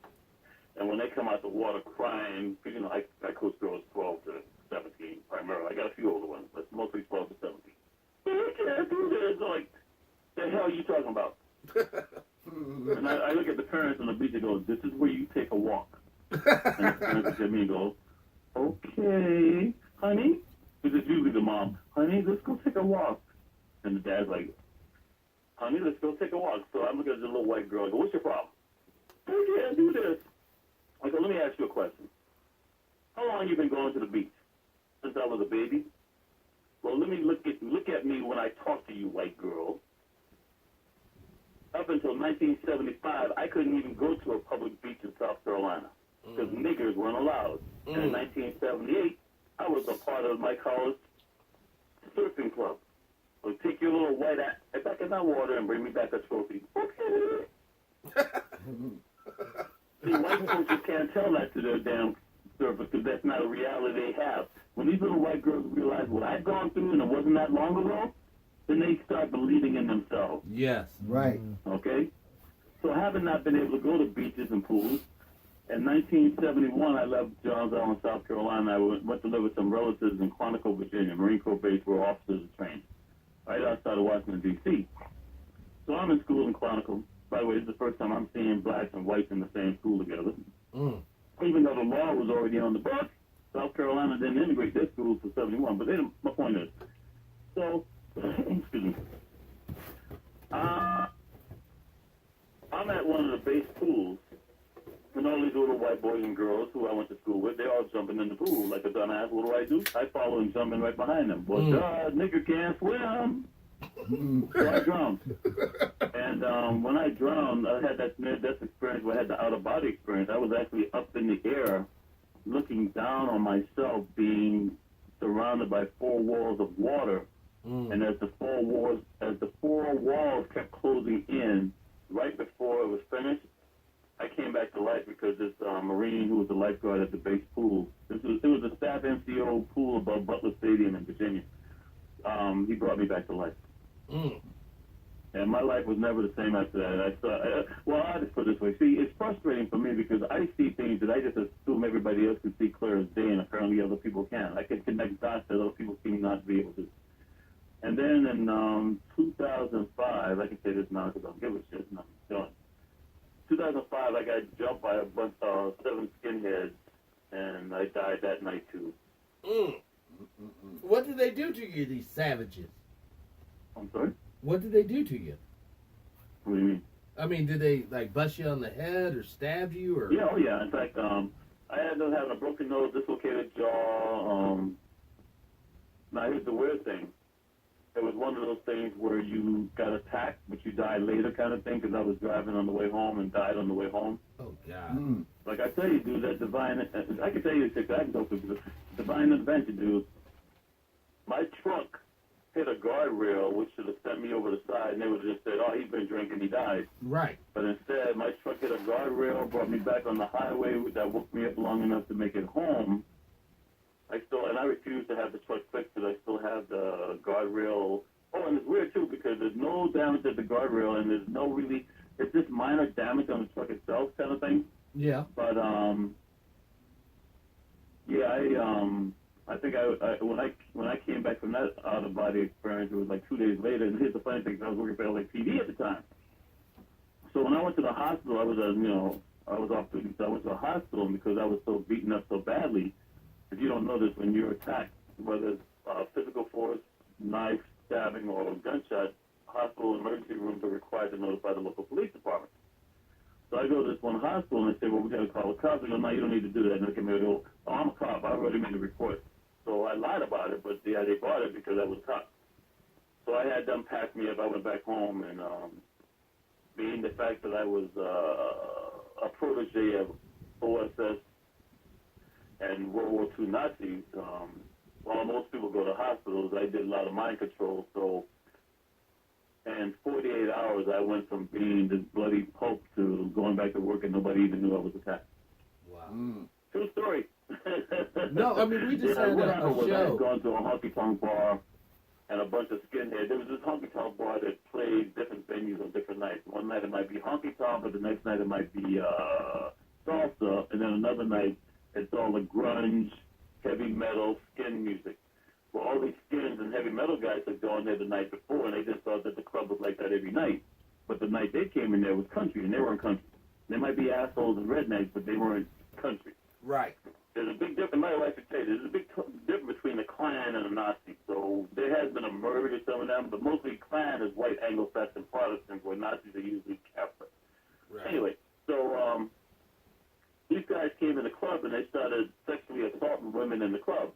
So a lot of the white girls who were in the club asked me to come help them out, and so I had these guys 86 from the club. And then the following night, I was at another honky-tonk. They recognized me, and so they waited for me when I left and jumped. Wow. Man, I'm so thankful good. that I'm still here. fucking shit did not work. By the way, I had somebody take some photographs of me. I don't publish them, but yeah, it's pretty nasty. I will say this one thing. Number one was wild when people freaked out because 2 days later I was back at work at LAPD and nobody knew why because there was no evidence that I had been jumped. But you know that I had to really tap into that mind control that the Nazis had taught me. I used a lot of energy on that one. Can you tell the listeners some of the Facebook pages, Sepulchre, and some of the other Facebook pages? Because some of your pictures are truly amazing, dude. I've checked. I don't know what you're talking about. I'm not on Facebook. I've never been on Facebook. Well, I see some pictures of You you. got to be confused with somebody else. I know we all look alike, but you got to be confused with somebody else, man. Well, first and foremost, if the listeners out there want to get in touch with me, okay, I run a site on Facebook that's called Mark from Anaheim, Political Sarcasm 101. Now that's a Facebook fan page, even though there's a group site. I moved from the group site years ago. Now, you have to tell me how well this is coming in because I'm getting major feedback. Oh, we're good on our side. We hear you really good. Okay, I just had to make sure. So anyway, but I think what the brother's alluding to, I deal with history, Yes. not his story. So one of the Facebook group sites that I run is called Sepia Legacy. History rather than his story. Mm-hmm. And I put out history out there that folks, they think you know black history, but you don't. And it's sad because many who look just as we do are disseminating misinformation and disinformation. So when black folks are telling white folks the wrong history, why would white folks not go out and repeat it? The sad thing about that Sepia Legacy site, I have 4 more white folks that follow me than black folks. Yes. And your shit should be in every college, every civic class, everything. Oh, please. It I was should one be. of the first people to put up money for that black African-American museum for the Smithsonian. I didn't get invited to their opening gala because they don't want to bring in the boule and house Negroes that are in Hollywood and everything else. Plus, they're not going to like me anyway because I tell folks that Rosa Parks is not the godmother of the civil rights movement. Septica Clark. Yeah. So, you know, when I'm telling folks real history, they don't want folks like me there. They don't have no problem asking me for money, but they don't want me there to, stir the pot. No. And you do stir the pot. I will say that. Yeah, he does. Well, like I said before, there are folks who despise and hate me, but they will read everything I share because they know I'm not lying. Right. We all seek the truth, man. That's right. We all seek it. And you got it. And that's why, I do understand you're doing something great on a personal, individual level with all those girls out there surfing. But you're also doing something great on a massive level by coming on to shows like this and speaking I the just want you truth. to know something. I shouldn't be on the show. I promise not to be on the show or any other show after 45 swore in. And then you guys did a real bad thing last year. You allowed Dick Gregory to die, so now out of respect for Dick Gregory, I'm on this show today. Right. Yes. Rest in peace, Dick Gregory. And the sad thing is, Thank Brother you. Greg, you know why he died? Bacterial infection inside the hospital. That's why I don't go to the hospital. Yes. Yep. That's what all the germs are. Yeah. Yep. In And the I've never had the storage flu. room. I've never had the flu except the one time I took a flu shot back in 1982 because the Marine Corps made me take it in Quantico, Virginia. Now, do you have any knowledge about the flu vaccination at all? Well, what do you want to know? First of all, the flu vaccination is the virus from last year. It's already mutated before you even take it. Wow. Mhm. Wow. But Yep. is there any And there was an sinister? LAPD cop who just died about a day ago. He's retired now, but he was well known and well liked in LAPD. Guess what he died from? The flu. Complications from the flu shot. Wow. Now, what about, like, I seen some they was talking about they had like a shot for pneumonia now. Yeah, right. Back in the day, back in the early 80s, let me rephrase that. Back in the early 90s, there was a brother, and he's dead because he allowed himself to be consumed by the fact that nobody was listening to what he was trying to tell them, and he got overwhelmed, and he just self-destructed. His name is Zears Miles. Zears, Z as in Zears Miles. Zears Miles was the first one who came out and said that the AIDS virus was possibly ethno-specific laboratory experiment. Wow. He was way ahead of his time. But Sears was a master at research, and this is before the internet, but he was a master at research when it comes to immunology, viruses, vaccines, etc. And sadly, he died in his apartment alone. He just self-destructed because as time went on and the propaganda was out there, people weren't really listening to him, weren't giving him any avenues to put his information out. But why am I saying all this? Who was the poster boy for AIDS in the NBA? You know, nothing but Africans. Who was the poster boy? That was Magic Magic Johnson. Well, let me just tell you why he's still alive. Magic was listening to us doing radio shows with Carl Nelson out here on Stevie Wonder Station back in the 90s. So, a guy, Brother Tariq, who's in the Freshwater, Zeres Miles, Steve Copeland, and I, we would come on the show and we told Magic Johnson, don't take the AZT. Mm-hmm. See, the plan was for Magic Johnson to die. These white folks wanted Magic Johnson to be the poster boy so they can get far more money for AIDS research and all this crap, you know. So we told Magic Johnson, don't take the AZT because AZT starves the bone marrow. You starve the bone marrow, the white blood cells are not being reproduced to protect the body, and that's why most people who took AZT when they had AIDS end up dying from pneumonia. Wow. Mm. Yeah, And so Magic Johnson actually listened to us on the show. He would never call in, but we knew he was listening to the show. And Right. There were some brothers who behind the scene was there to help Magic not take the AZT. And Magic is still alive and doing fine today. You know, and they tried to even drag in, was it Paula Abdul? Yeah, I think it was Paula. I think Paula Abdul was the head cheerleader for the Lakers at the time. Mm. And she and Magic apparently had an affair or whatever. But yeah, but see, the plan was for Magic to die. Mm. Well, have you ever heard of Dr. Sabai? I'm sorry, say again? Dr. Sabai, or S-E-B-I-E. Sabai? Oh, he was a black guy. You talking about Dr. Sabi? Yeah, Sabi. Dr. Sabi just died like 2 years ago. Yeah, in Honduras. Dr. Sabi was one of the other guys who advised Magic Johnson not to take the AZT. Yes. Now his. Yeah, Dr. Sabi used to do radio shows with us out here in LA on CB1 the station. Carl Nelson's the one that introduced Dr. Sabi to the Southern California community. Wow. Oh, I'm sorry, no, I never heard of him. No. Carl Nelson, man. I want Carl Nelson on this show. That I'm man. sorry? I want Carl Nelson on this Oh, I'm show. sure you do. I just talked about Hugh Masekela, Dick Gregory, and others, and of course, you know, Stevie Wonder. They're responsible for bringing Nelson Mandela out of prison and back in the presidency. Carl Nelson was the first journalist in this country to interview Nelson Mandela when he was free from prison, and most people don't even know that. Wow. Mm. Hey, can you give us Carl Nelson's radio handle? Shows. He just keeps a low profile. Will you give us Carl Nelson's radio handle? What's this we? You pregnant or you? I'm French. Oui, monsieur. Yeah, well, Carl Nelson, he does it. And I'll tell you something. There's a guy named Craig Hewlett. Now, Craig Hewlett is a regular guest on Coast to Coast AM, and the one thing he will always do when he starts the show, and I know it pisses off all the preppers and white rednecks, he always gives credit to the Carl Nelson show when he starts talking on Coast to Coast AM. Wow. Mm. Wow. That's So anyway, George Carl Newey Nelson's been show. around forever. Mm. He's the one that introduced me to Dick Gregory.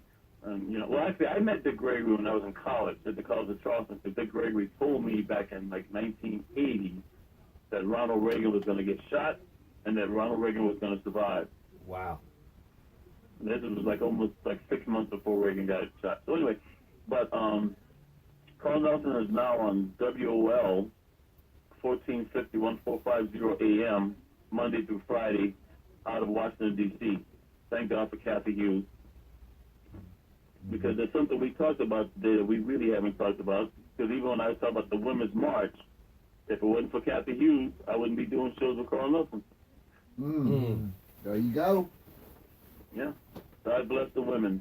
Yes. Any man who disrespects the women, I'll just put it this way. You know, I talk a lot of smack about LAPD, but, you know, those white boys at LAPD used to look out for me.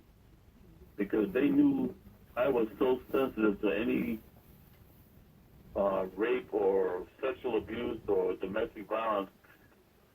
They would allow me to go home early so I wouldn't be in the station when some guy got arrested that came in for beating his wife with a baseball bat or shit like that. Oh, damn. No, dude, you don't even want to know some of the stuff we see in law enforcement. So, you know, it's kind of like that movie with Russell Crowe, L.A. Confidential, where he would go off on somebody because he used to see his dad get beat all the time. I mean, dad beating his wife, mom up all the time. I never had that personal experience, but I don't know what it is. But my one weakness in life was I just can't tolerate people disrespecting women. Right. So if anybody wanted to manipulate me when I was with LAPD, they could have always set me up to go in to save some woman. Fortunately, it never happened because I'm sure there's a higher power that was looking out for me, but I'm just saying that was my one weak spot. I can handle murders. I can handle the most heinous crimes on the planet. When somebody was afraid to go in a building, they called me to go in a building.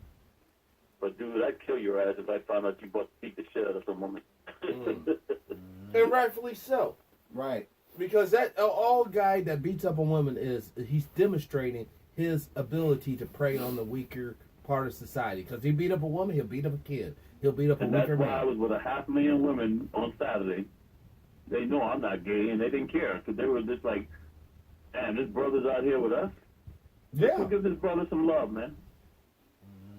But they know the That's what we difference have to between do to agape love and somebody with an ulterior motive. You know, we need to show more love and compassion. Well, I'll just tell you a little secret about that, okay? When I was working for LAPD at the academy, I was up there for 10 years.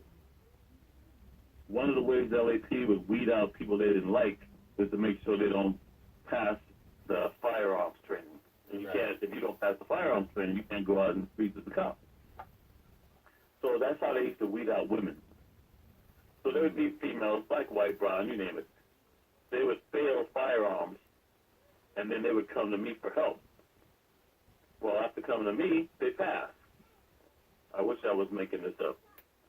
The academy passed a special rule that if you didn't work firearms, you couldn't help anybody with firearms training.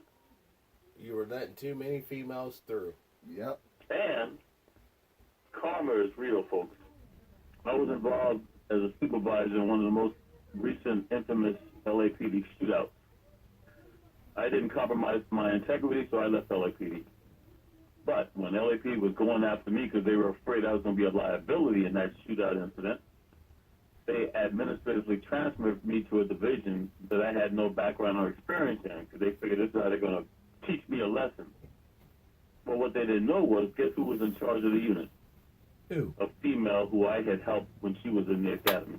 There you go. Yes. And then they sent me to work in the city attorney's office, which had nothing to do with my background.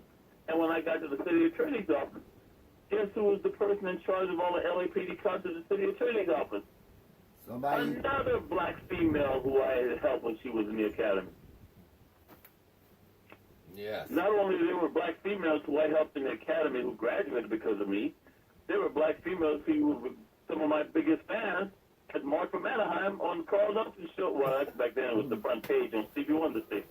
So there's karma, folks. What goes around comes around. Yes, it And does. everybody who's ever gone out of their way to do some harm to me, I'd never wish harm on anybody, but something really bad has happened to them. Like you said, that's the universe looking out for you. Yep. And by the way, I can tell you this too, in the surfing community, trust me, the surfers, professional surfers, they all know this. Don't mess with the black guy on the beach. Hey, I'll be at some of the big. Hey, the U.S. Open of surfing is the largest surfing contest on the planet. I have little white boys come up on the pier while I'm at watching it, and they go, "So, who's gonna go? Who pissed you off? Who's gonna go down in this heat?" Mm-hmm. I wish I was not serious because look, I don't ever wish harm on anybody, but I'm from the low country, Johns Island, South Carolina. I'm Gullah and Geechee. And Did you just anybody say who you're Gullah unnecessarily and Geechee? Anybody who unnecessarily disrespects me, they know they will never win a surf contest. Right here. On the book that we got from the doctor, they were talking about the Yasasimi and Gullah Geechee wars. Do you know anything about that? I'm sorry, say that again? The Yamasee and Gullah Geechee war? You're talking about Yamasee. Yamasee is a tribe of Native Americans who today they claim doesn't exist, but I have a sneaking suspicion that there are a few as myself who, through the bloodline, they may not be able to prove that the Yamasee exists, but I have a sneaking suspicion that their spirits are living through us. And South Carolina is in for a major... Somebody sent us a I'm booking from Johns about Island, that. okay? And Johns Island, James Island, you have Kiowa Island, and you have Seabrook Island. Now, these islands were heavily populated by Native Americans, many of them who allowed the runaway slaves to move in with them when they were hiding from slave owners. South Carolina's gone through a major transformation. Now, you guys may have never heard about Kuwaiti until 1991 when the Kuwaiti War started. Yes. But I heard about Kuwaiti back in the 70s. Mm. So when you guys are bored sometimes, especially the listeners, just Google this one, AB scam. A, B as in boy, S as in Sam, C as in Charles, A, M as in Mary. AB scam. because the Saudis were buying out the United States politicians back then. And Afghan was a major scandal involving all these U.S. congressional leaders who were on the payroll for the Kuwaitis. I say this because being on Johns Island, South Carolina, the Kuwaitis came down with a briefcase full of cash and bought Kiowa Island back in the 70s. So I'm very familiar with what the Saudis are, who they are, and how they've been running this country, or how they've been manipulating politicians. And for you folks out there, my all-time favorite Denzel Washington movie is a movie called Power. Now, this is before Denzel Washington became really famous, and that movie, he is a lobbyist behind the scenes working for the Saudis. And this movie came out like in the 80s, folks. Trust me. You want to see the movie Power with Denzel Washington. So having said all this, what I'm trying to tell you is with Yamasee, you have a Gullah tribe in Beaufort, South Carolina. There's actually an African village. But sadly, over the years, the African village has been decimated because they're hurting for funds, and they're allowing more and more Europeans to come in with money to influence them, and they've been corrupted now. Wow. But when it comes to the Cajuns in New Orleans and the Creoles, when it comes to the Haitians and their voodoo, they got nothing on us who are Gullah or Beauty.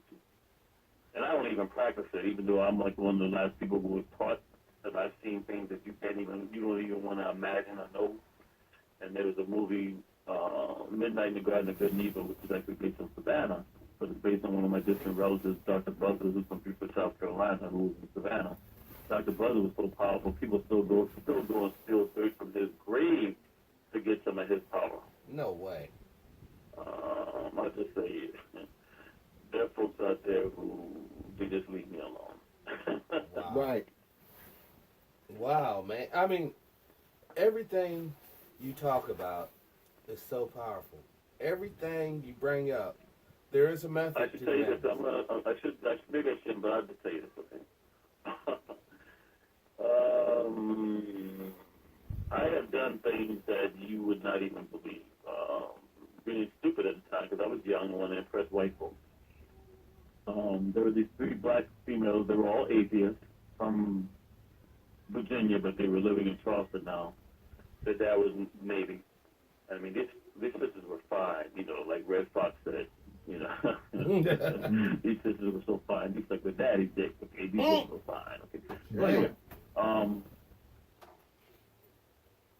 I tried to impress them by being blasphemous. There was sunshine, not a cloud in the sky, and out of nowhere, within seconds of me saying something to impress them, a lightning bolt struck in their yard between me and them. Now, by the way, they were all atheists. Those 3 girls got up and went inside the house and never talked to me again because they knew. I should have never said what I said trying to impress them by blaspheming God. What did you say? And later on, we were playing basketball in this driveway with a bunch of white kids. It was raining. And I'm like, well, you guys want me to stop the rain? They're like, yeah, right. So I went out there and I stopped the rain, right? So we were playing basketball, so it started raining again. I said, well, you guys want me to stop the rain? Yeah, go ahead, stop the rain. And guess what, brother? I did. Wow. So it started raining again like an hour later. I go, so, you guys want to play basketball? Yeah, go ahead. I challenge you. You ain't stop. So when I stopped the rain the 3rd time, dude, these guys took their basketball and left. I said, stay away from him. Hey, I wish I was making this up. And I'll just say this too. When I was only 2 years old, my mom didn't tell me this until right before she died. But when I was 2 years old, they had these white doctors in New York using me for psychic. All these Germans they brought over here on the Operation Paperclip and stuff. They were using me for psychic experiments at the age of 2. And they're listening to this show right now. They follow me everywhere I go. I know. I'm just telling you, there are things out there that are going on, folks, that you can't scientifically explain, but more importantly, there's a war going on right now for the minds and souls of the American people and the rest of the world. Because what's going on here in the U.S., it's going on in Europe also. It's not just here. And there are portals being opened up all over the planet because they're trying to bring Lucifer and his fallen angels back in the fold. Mm-hmm. Yep. There's a superconductor computer they're using to find, they call it the God particle. So right now, you have airplanes, commercial airlines, around the country. When they come into land, they're not even landing straight on the runway because with this super particle conductor they're doing, is destroying the electromagnetic field of the planet. So everything that the GPS was originally set on is all off now. Wow. Now, if you notice, we talked about the missile, whether it was a false alarm or what, but what nobody's talking about, within the last 2 weeks, there have been several countries who, one, have launched satellites that didn't make it where it's supposed to go, or were planning on launching satellites and cancel them at the last second. What's going There's a on? lot of stuff going on, folks, because man is too big for his britches. They've really wreaked havoc on this planet. For every action, there's a reaction. And ever since the hydrogen bomb testing, we've been putting holes in the ozone layer, and we're trying to rectify those situations.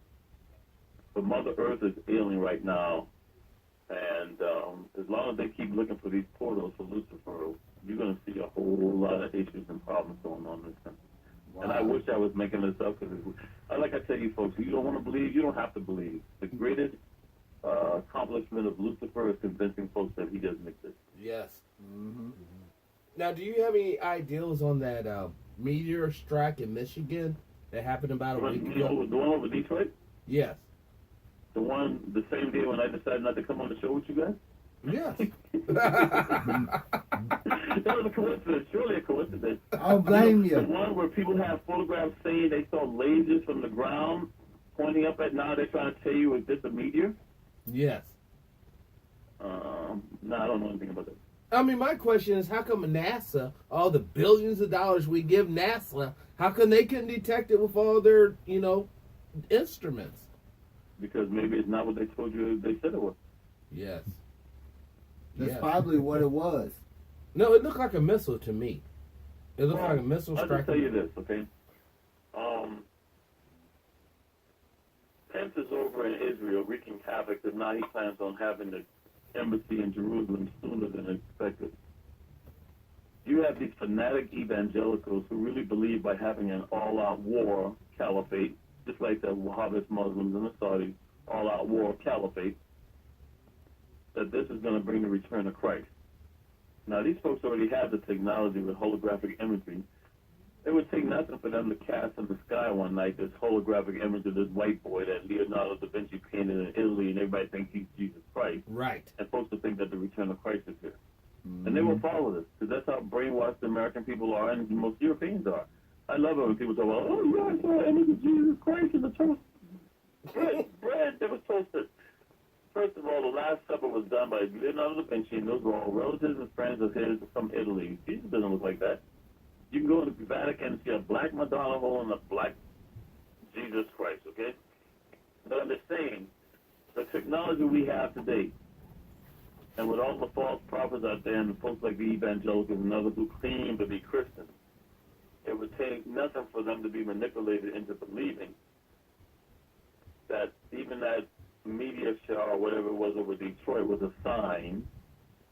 We're at the end times, as they call it. And when they create this all-out war, which is coming, and it's coming, folks, we're headed for World War. When this is all done, you're going to have somebody rising from the ashes that's going to have the answer to world peace. The Antichrist. Now, let me just tell you, folks, if you study closely the UFO, which, of course, George Norrie and Coast to Coast love to talk about, they believe that the aliens have blood as pure as the Aryan Viking race. Oh, God. And many of them on this planet, their job is to eliminate those who don't also have the same thing. The Germans and the UFO analogy is very close. Yes. What, Madame Blavatsky? And that's why they're pissed off, because if you watch the movie Thor, what was the one thing about Thor that really pissed off the Nazis? The Black Valkyrie. Tessa Thompson playing this Aryan female. Yes. That got them pissed off, dude, because they take this stuff seriously. Because it's their religion. This is what they believe in their heart. Right. And they brought this crap here, so when people believe in Santa Claus and, Easter Bunny and all that's the Europeans bringing that crap over here, man. Right. The Teutonic Sprite. Why would you drink a soft drink that tells you, I like the Sprite in you? Sprite is a disemboweled spirit. Santa Claus is a disemboweled spirit. Coca-Cola cleaned up the image of Santa Claus. So when they come right out in your face and say, I like to frighten you, but you don't take the time to look it up in a dictionary. And what the hell is Sprite? Right. Why would I go to a store and a restaurant and order a drink that's named Sprite? Yeah, that's crazy.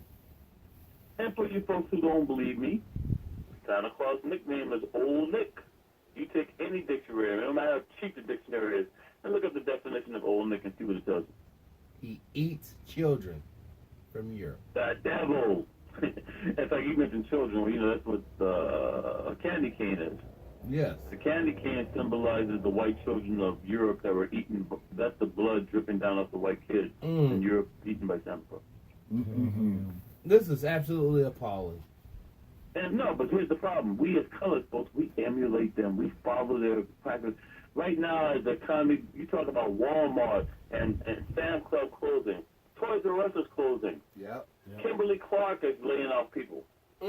Worse, these things are being done right after the holidays, and we are, as black folks, are so stupid. We went into debt buying presents for people we couldn't afford, and now losing their jobs. I have never been broke in January. You know why? You don't buy I don't shit. buy Christmas presents. First Right. of all, Jesus Christ wasn't born in December, and secondly, I don't get into that. I never bought my children Christmas presents, and they're this fine. And what about all the people at the diaper factory? You know, you got all these people at the diaper factories being laid off because diapers are not needed because less people are having babies. Exactly. You know, this is Yeah, where well, we're that's what at. they tell you. You know, less people having babies. If less people are having babies, what they really mean is less white folks are having babies. Yeah. Right. Tell it. Well, the white male sperm count in the Western hemisphere is down 40%. And why would that be? Because they're the ones working jobs exposing themselves since they allowed Reagan to come in with all this deregulation and getting rid of unions. All these organizations that protected the employee from work safety hazards, those laws are being taken off the books, deregulation is coming in, and these are the guys who got the blue-collar jobs that get the good pay, Yep. and they're exposing themselves to the very chemicals that's going to enable them not to have children. Yes. Then you got white women who have been the flight attendants for so many years. When you fly on an international flight, you're sprayed with insecticides. Wow. You're exposed to radiation on those airplanes every day. So if you look at flight attendants, they have a very low chance of ever having children. Wow. And now But that they're helps telling the people company. all over the world, oh, you can wait. Go out and make money. Money, money, money. Yes. Wait until you're in your 30s to have your first child. Well, you're an idiot, especially for Europeans, because the prime time for a female to have a baby, regardless of ethnicity, but specifically for Europeans, is between the ages of 14 to 25. Once again, that's why you get married at 12 That's right. or 14 in most So states. 14 to 25, and once you start hitting your 30s, you're increasing the chances of the child having childbirth defects or you having major problems. And the reason they're forcing everybody to have cesarean birth, because chances are you're not going to be able to have more than 2 children once you've had a cesarean birth. Wow. And it saves the doctors from all kind of malpractice because they have a far less risk of delivering a child through cesarean than bringing a child normally through the uterus. Right. There you go. I mean, this is what I'm talking about. This show here brings that knowledge. Yep. It brings what people really needs to hear to live. I can't believe I was watching I know nothing. CNN. I was watching I'm CNN sorry, that was the other over zero. night, and they Just had to show you, now, this is Dick Franklin Gregory here, because I was Roosevelt give Green. credit where credit's due. The one of the many things that Dick Gregory enlightened me on, just to show you how evil the United States is. Only the United States, where people keep talking about how the Jews run this and the Jews run that, would have a TV show called Hogan's Hero that makes fun of Nazi Germany when the Holocaust was going on. Right. Oh, gosh. And so when I say I know nothing, that was the Sergeant Schultz stuff. Yes. Yep. And of course, you know, Bob Crane was calling Colonel Hogan. You guys Google that one and find out what happened to him.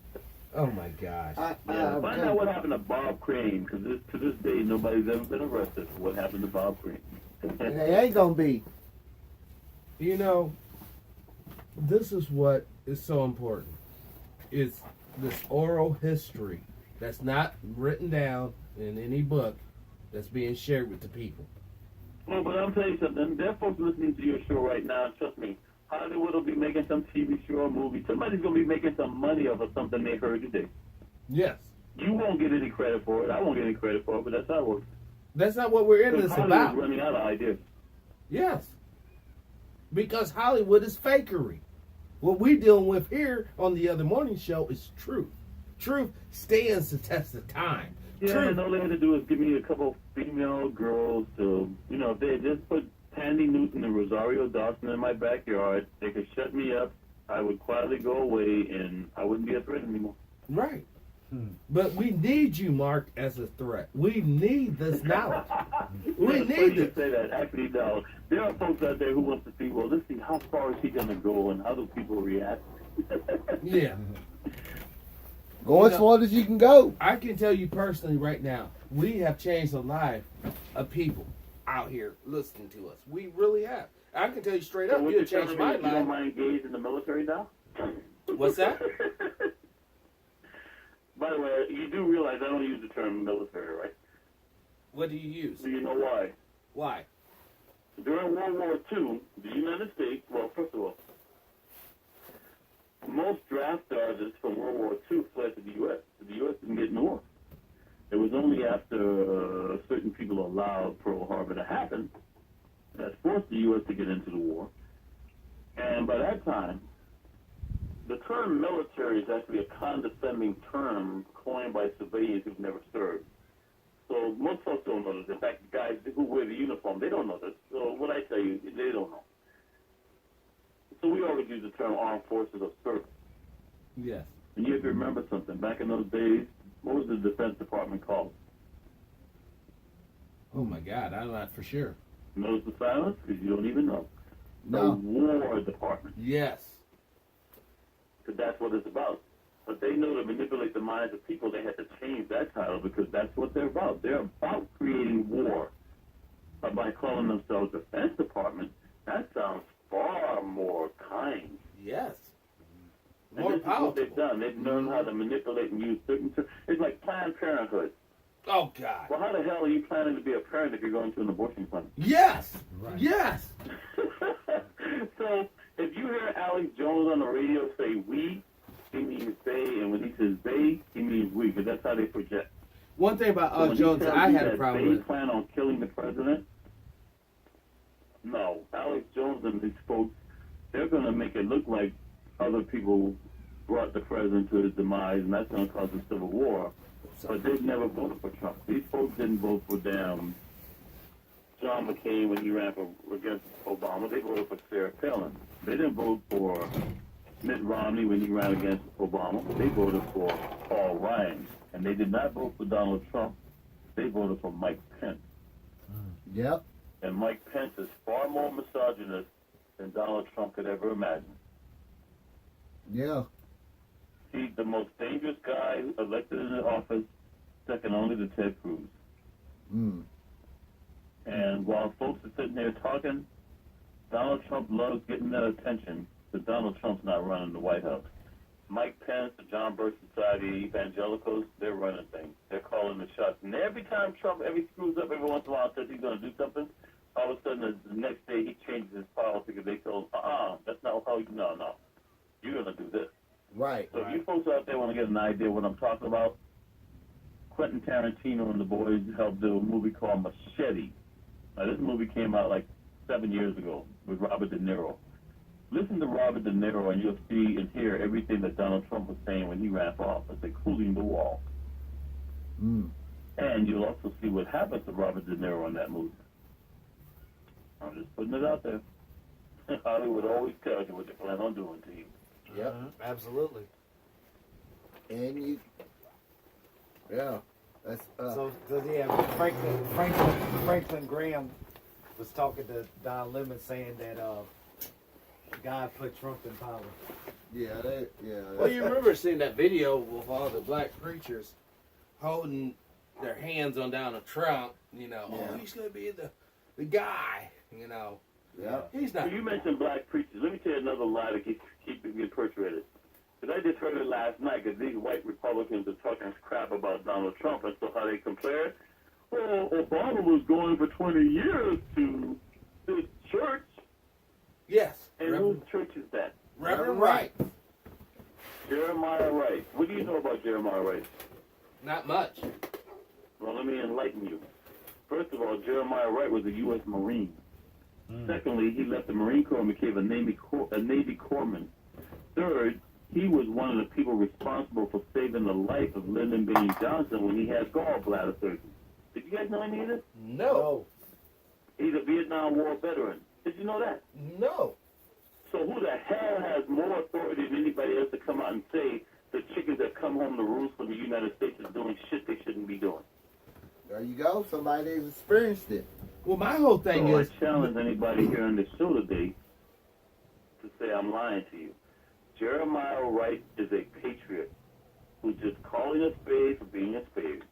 right. Now, but here I like about this. Obama's a Muslim. Didn't Donald Trump say that Obama wasn't a U.S. citizen, he was a Muslim? Yes. Yep. Well, make up your damn mind. Is he a member of a radical Christian church under Jeremiah Wright? Wow. Or is he a Muslim? Wow. He can't be both. Nope, that he can't. And my whole So black folks and Democrats, and I know that term used Democratic, because that's the term, not Democrat. If black folks and Democrats don't come out and say what I just told you, they're frauds. wow. Well, I can tell you this: they gonna be frauds because they ain't gonna come out and say what you just No. said. Not even remotely. Not even close. No. No. And yet we have the internet, and there's nothing I just said to you that if they chose to take the time to look it up, they can find it out for themselves. They don't know, and they don't want to know. Mm-mm. No, They like to willful perpetuate the ignorance. lie that Obama was going to church with a radical minister. Malcolm X said the chickens would come home to roost. Didn't that take Malcolm X down? Yes, Yep. sir. Mhm. Why? He was just too radical. Because Chicago is one of the most politically powerful cities on the planet. Where's the Council of Foreign Relations located in the U.S.? Chicago. I'm not for sure. You there? Hello? Okay. Where's the Council on Foreign Relations in the U.S. located? Chicago. Where's Obama from? I Chicago. said Chicago. Where's the headquarters for the Nation of Islam? Chicago. Where's House Negro from Greenville, South Carolina, with his Operation Push? Where did he head to? Chicago. I can do this all day long. Chicago. What Chicago. I'm trying to tell you is this. Elijah Muhammad had a very cozy deal with Mayor Daley. And I'm not talking about Mayor Daley Jr., the daddy. Nation of Islam paid $1 a year to rent the building where they held their national headquarters meeting. You know who used to sit on the front row for the first 2 rows of that meeting every Sunday? The That's Nazi what- Party. Because they were saying the same thing, separate the races. When Malcolm X went to the Mecca Yes. and realized that black, brown, white, yellow, you don't care. If you're a Muslim, they all worship at the Mecca. He came back and started talking about this. When black women came up and started talking about Elijah Muhammad having fathered, these women out of wedlock, Malcolm X became a threat. When Kennedy was killed, Malcolm X said the chickens have come home to roost. Well, he didn't know Kennedy and Mayor Daley were very, very, very, very close. Mayor Daley calls up Elijah Muhammad and goes, "Hey, what you doing, man? What's up with your boy over there?" That's why they spanked Malcolm X, because Malcolm X was ruining the behind-the-scenes deals going on between Daley and the Nation of Islam. I just call a spade a spade. That's the reason why Malcolm X said one of the vines that came Well, back he to didn't choke know one of he was its own. stepping on the hand that was providing them with the monetary power. See, when you mess with the hand that feeds you behind the scenes and you don't even know about it, that's when you become a threat. Yes. Wow. Yes. And Mayor Daley called Elijah Muhammad up and put him in line. And to put him in line means Malcolm X has to be put in line. See, And that eventually led to Malcolm's death. Now, for you folks who don't know this, when somebody gets shot and has what we call a sucking chest wound, one of the last things you want to do is give them mouth to mouth. So when you look at the guy on the stage giving Malcolm mouth to mouth, you know who the guy is to make sure he dies. oh shit. See, my problem, I was gonna say earlier, with people talking so much crap about Reverend Wright, no one talks crap about those people still running to the Catholic Church, giving those people money, knowing that they're raping these boys up in here, and they still support them. All these hospitals in our area, if you get sick, you go to a hospital, if you pay that bill, you're paying for a rape victim's settlement at the end of the day. Because that's all that's out here. But brother, what choice do you have? First of all, even Hillary Clinton run for president. Let me just refresh your memories about Hillary Clinton, okay? When Barack Obama ran for president, what president candidate had received more money from the hospitals and medical industry? Not for sure. I would think Obama did, because one. No guesses? Was it Obama? Or Bin Laden, or Obama. Biden. So when Obama puts this thing that they're now calling Obamacare, it's bull. It's not Obamacare. When Obama ran, he talked about,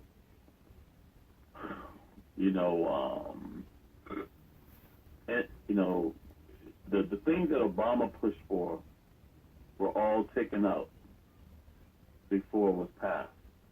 Because Obamacare is nothing more than the Bob Dole, Mitt Romney care. Yes. Which is a Republican plan. Yeah. Single payer option, all that stuff that Obama wanted, that was all removed before Congress approved it. Yep. And if you look at Massachusetts and what Mitt Romney did, the so-called, what they call Obamacare now, models Mitt Romney care. Yes. But this is the game they play. Now, do you remember the couple in Washington, D.C. that went to the White House, crashed a party, Yes. but didn't have an invitation? Yeah. Yes, I remember them. Yeah. So I want to ask you guys a question. Do you really believe somebody can go to a White House party with no invitation and crash a White House party? No. No. Who ended up losing her job after that incident? The black female who sponsored and coordinated all of Obama's, parties at the White House, right? Well, go back and look and see who she is. She's from Chicago, just like Obama. And guess who she worked for? Blue Cross Blue Shield No. in Illinois. What I'm trying to tell you, folks, is these folks, House of Cards, I don't watch TV, okay? But I went out and bought the 5th season of House of Cards because I figured if Kevin Spacey went down, there must be something in that series, in that season, that brought him down. Then I went out and got, once again, karma. I went to this place because I still have DVDs. So I went to this one place who didn't have any more DVDs. And I said, well, I need the 4th season before that. I wish I was making this up. I go to Barnes & Noble. The only House of Cards they had, guess what they were? What? Seasons 1 through 4 on DVD sitting there like they were waiting for me. That's the story of my life. So anyway, I come home and I binge watch House of Cards and I'm like, oh my God, folks, trust me. If you really want to know what goes on in D.C., you got to watch House of Cards. You got to watch House of Cards. Now, Michelle Obama, she used to work in hospitals in Chicago. I don't know if you know this. Go back and find out how many black folks got turned away from the hospital she was working in, and she sent them to the public center. So, brother, when you talk about people and where they go for medical service, those are the kind of places that Michelle Obama sent them to. I wish I was making this up. And see, I know folks from Chicago. By the way, Steve Cokie was from Chicago. And Steve used to work for Harold Washington, mayor. So he learned a lot. And Steve and I both believe Harold Washington was killed because when he started becoming a threat to that whole dealer machine and the folks who were running things out of Chicago, they took Harold Washington out.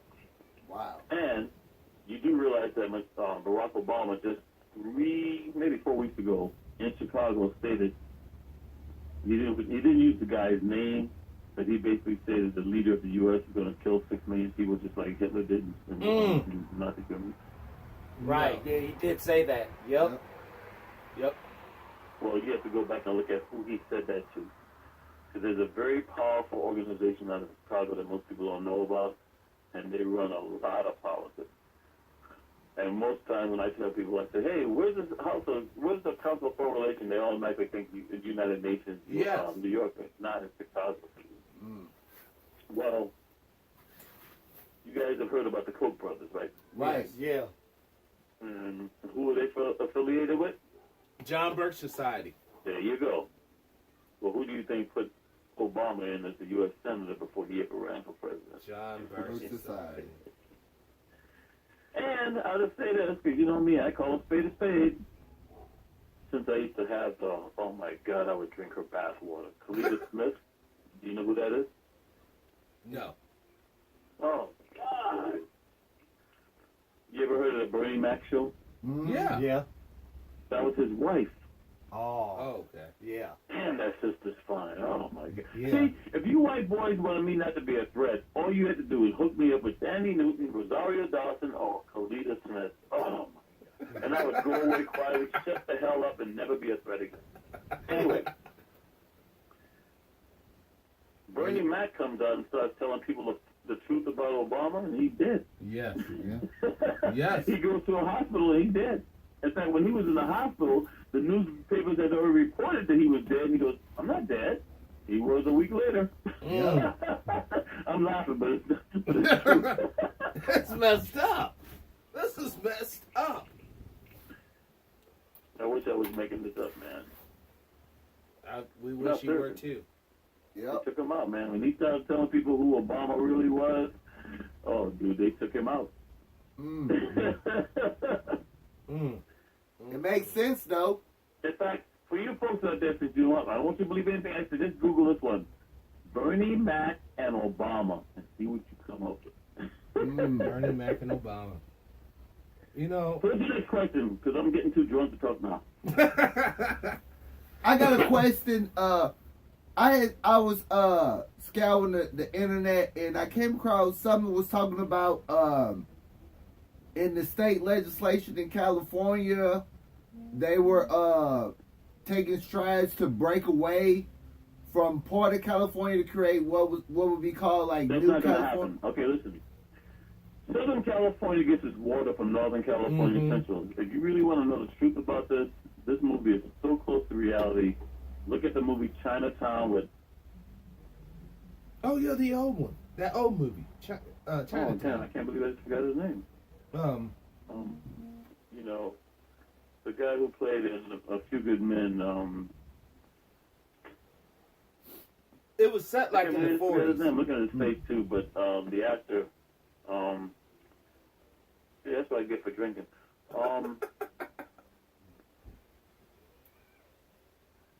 In A Few Good Men, he's the colonel who says, Americans can't handle the truth. Jack Jack Nicholson. Nicholson. Yeah. I'm sorry, who? Jack Nicholson.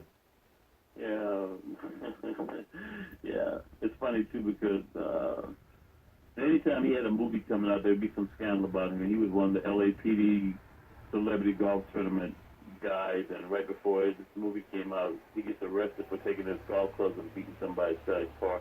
Oh, All these little negative publicity you hear about these guys, that's to promote their movies. What they call Yes, so Jack Nicholson. You can't handle the truth. Yes. Yep. Yeah, Gitmo. That was Gitmo before you guys ever heard of Gitmo. That's Guantanamo Bay with Demi Moore. So anyway, yeah, there's a lot going on, man. And I strongly recommend you folks go back and watch that movie, A Few Good Men. That movie, by the way, starts off with what they think is the Marine Corps 8th and I. It's not. Those are actually Texas A&M guys. Because to this day, guess where most Marine Corps officers come from? Where? Schools in the Deep South. Wow. Which means, what are they most likely to be affiliated with? Rednecks. There you go. There you go. Oh man. I remember And the last right show now, you I'm told speaking us to you about only north from Iran Contra and Eric Prince, whose sister is, head of Secretary of Education. Betsy are DeVos. putting together a private army Right. to do things for Trump that you don't even want to know. Right. Have we not learned anything from Hitler? The formation of the SS with the brown I'm shirts. sorry, say that again, sir? Have we ever not? Did we not learn anything from Hitler? How he formed the SS and the brown How can shirts? you learn when you don't get the history? Right. Hitler didn't come into power by accident. First of all, Hitler could not even qualify for the Nazi Party. Do you know why? Why? His hair is brown, not blonde. Yes. Mm-hmm. Right. His eyes are brown, not blue. Yep. He has cavities. You can't do that. And one leg was shorter than the other. Hitler was an intelligence officer who was sent in to infiltrate the Nazi Party and take it over. Really? So you guys ever heard of the TV show Get Smart? Yeah. Yeah. Well, Get Smart, you know, I'm a Marine. Get Smart, Don. When you look at the guy who was on the show, the star, Max. Maxwell Smart, Yeah. Don Adams, he was a Marine. Who were the two major players on Get Smart? It was Agent 99 and then the old Get guy. that, dude. It was Chaos and Control. Oh, yeah. They come right out and tell you, dog. They create the chaos. You demand something be done about it, and by doing that, you give up your control. Yep. Oh, shit. Chaos and Control. Those were the two major players in that show. So when you talk about all this stuff and people talk about Russians, look, the oligarchs in Russia are in bed with the oligarchs in the U.S. Yep. Yeltsin was the first president in Russia after the so-called Cold War ended. Who put Yeltsin in power? Ronald Reagan. Ronald Reagan. There you go. Well, the U.S. Well, yeah. So when you hear Trump cavorting or colluding, for anybody out there, I highly recommend you watch this movie, Our Kind of Traitor. And that movie will show you the Russian connection with not Great Britain and U.S. everything. Wow. There is no Russia. There is no U.S. There is no Germany, folks. It's just money. Rubles, Uberon, dollars, whatever. Wow. All this left, right, Democrat, Republican, black, white, they don't give a damn. I can walk into a room, if they want to know how to make more money and power, they're going to listen to me, and they don't care who I am, what I am. All you folks that are buying into this liberal, Democrat, conservative, it's all crap, dog. Mm-hmm. It's a new world order. Yep. And Trump is sitting right there right now with the major players in the new world order over in Switzerland. Wait, this is... And if Trump doesn't go along with the program, then, you know, don't drive through Dallas with the top down. Yep. Be sleeping with the fishes. Or else we could say, greetings, President Pence. You know But it. that's going to be any better. Do you think Yeah, that? well, and here's the thing. Nobody's talking about who would Pence pick as this. Imagine Pence and Ted Cruz. Oh, Now, stop. Ted Cruz, when he ran, he was far more open. And I should remind you folks of this. Ted Cruz swore he would never drop out of the damn running. Yes. Where did he drop out? He did Because drop out. Donald Trump mentioned Lee Harvey Oswald Yeah. and Trump and Ted Cruz's daddy. Right. Yep. He He, shut went, the he fuck dropped up out the and left. next day. Mm-hmm. You folks have no idea what's going on. Anyway, so Ted Cruz, his number one big sponsor was a guy named Mike Bickle. Ever heard of Mike Bickle? No. No, enlighten us, please. Mike Bickle, B as in boy, I, C as in Charles, K-E-L. He is the head of the largest evangelical organization in the U.S. called IHOP, International House of Prayer. Oh, gosh. And this is what Mike Bickle proudly states. The Jews got what they deserve because they didn't become Christians. Mm. Mm. So while you folks are sitting here patting yourselves on the back, Pence is over in Israel to destroy Israel because these folks hate the Jews. Mm. Because he killed Christ. Wow. Only heard, folks. I mean, So what about the text messages from the FBI? The two I'm people. sorry, I can't hear you. Say again. What is your take on just a couple days ago about the people from the FBI mentioned in the secret society? Famous but incompetent again. The FBI is a good old boy. It's always been a good old boy. And I don't know why people act like they're politicized now. First of all, the FBI was under Gay Edgar Hoover. yes. And I don't say that by accident. Gay Edgar Hoover, who destroyed the lives of many prominent gay folks in the political world while he was gay himself. And, like, you know, he was down here in San Diego at the horse track race out in Del Mar. And a news reporter caught him in the bathroom with a little boy, and then the reporter lost his job. Oh, God. Anyway, I digress. I mean, you know. But as a child, I used to play at Chronicle at the FBI Academy, so the things I know and the things I've heard. Anyway. Gator Hoover, he never acknowledged the term mafia. He never acknowledged they even Right. existed. So I should tell you, enlighten you right there. But more importantly, guess who he hired primarily to be FBI agents? Who? The Church of Latter-day Saints. No. Who are those Good old guys? Mormons. No way. How do they figure out? How do they like Negroes? Not at all. Mm-mm. It was. If you want to find out about your background, guess who I recommend you contact? The Church of Mormons. They know more about you than anybody else. And I love folks who are giving up their DNA to legacy.com. Do Yes. you know who the hell those people are? Do you know who the hell and where the hell they're putting your blood data? No. So 10 years from now, one of the guys who was talking to me on this radio show, he gets arrested for raping some white woman in San Francisco because they got his DNA there. Oh Did shit. they get that from legacy.com? Oh shit. This is what we're doing, folks. We're giving up our DNA to people we don't even know. But anyway, what I'm telling you about the Mormons, you already know they don't love colored folks, okay? Even though you got confused folks like Gladys Knight and a few others. And the Mormons know how to keep a secret. Yes. A lot of Masonic stuff going on here. So it's kind of interesting that now they're talking about the secret society within the FBI is all secret society. You know? Anyway, they've always been politicized, so that's a lot of drama as far as distracting me while Trump is passing executive orders and signing things that Congress wants him to pass, and you're not hearing about it. As Grover Norquist said, we don't need somebody with intelligence to replace Obama. We just need somebody smart enough who can sign what we're going to put on his desk. Wow. Right. And that's what they got. Yeah. In spades. They got that. Mm-hmm. Yep. Well, we're coming to the end of So the I must show. have said something that upset somebody because your connection now is really bad.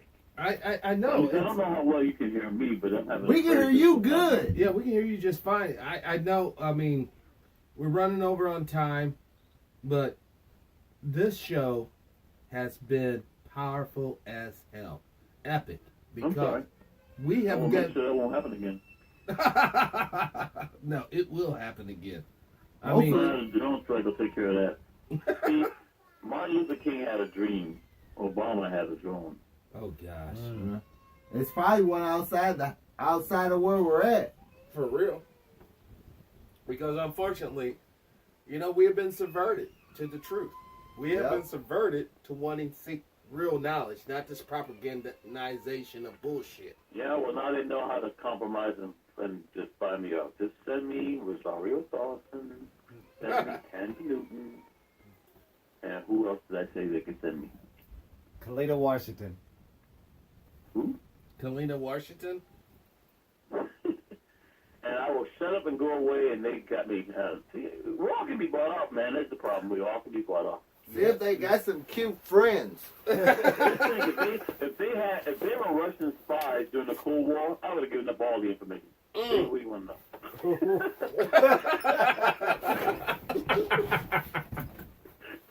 Oh my gosh, man.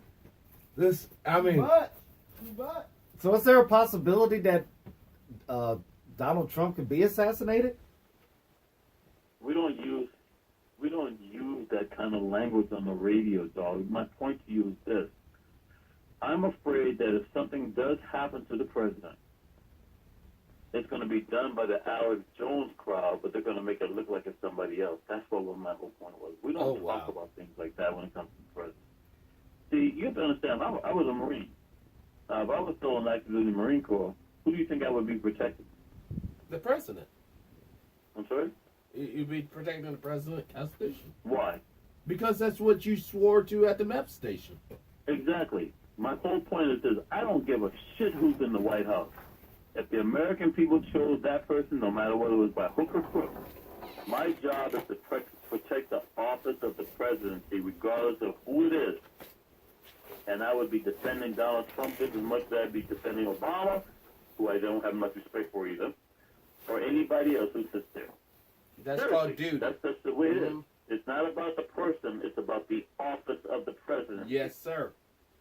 Yes, sir. However, I am very concerned that, just like in the movie Machete, which I strongly recommend you watch, Trump's not going to finish his term, and certain people are going to make it look like, just like in the movie Machete, that individuals were responsible when it was actually the very people who helped put him in office that are Wow. responsible. That's how they operate.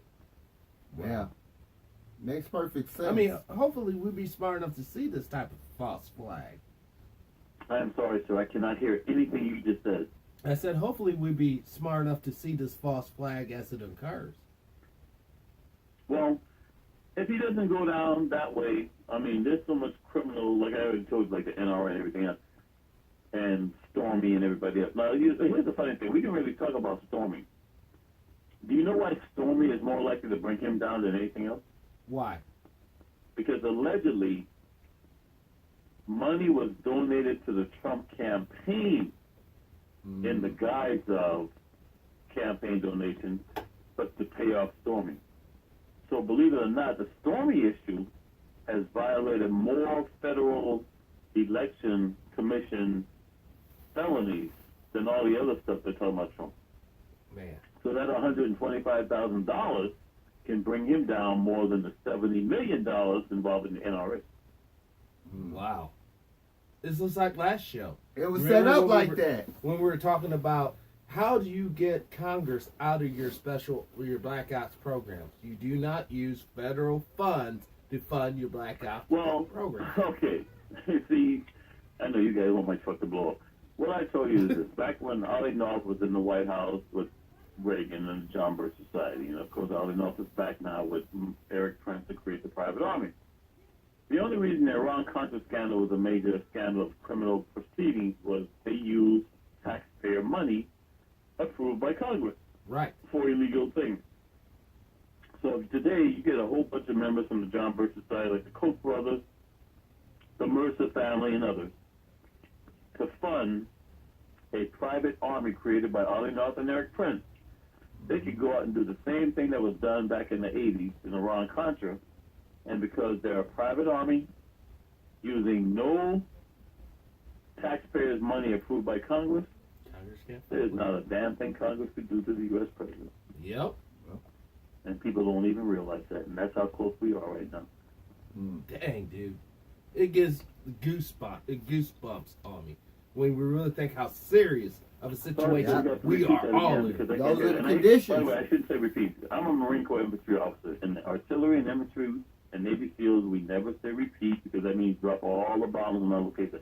You have to say against her because I couldn't hear what you were saying. Oh, I said this shows what we're up against. We're in a situation. I don't know if you want to call me back or not, but trust me, I can't hear anything any of you saying. Okay, I'm gonna call him back.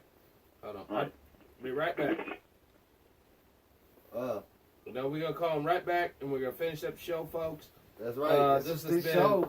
Interesting show. this has been a crazy broadcast, but we're gonna get this truth to you because you deserve this That's knowledge. Been a lot of beer drinking too. Donald Trump reelected campaign headquarters. You can hear us now.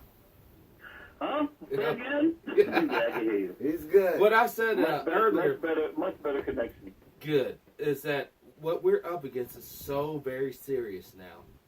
I mean, there's so many wheels within wheels, plans within plans, and it's up. And thank God, seriously, for people like you that's willing to Yeah, but come even on I shows. told you I could be compromised. All I do is give me Sandy Newton and Victoria Dawson and we all can be paid off.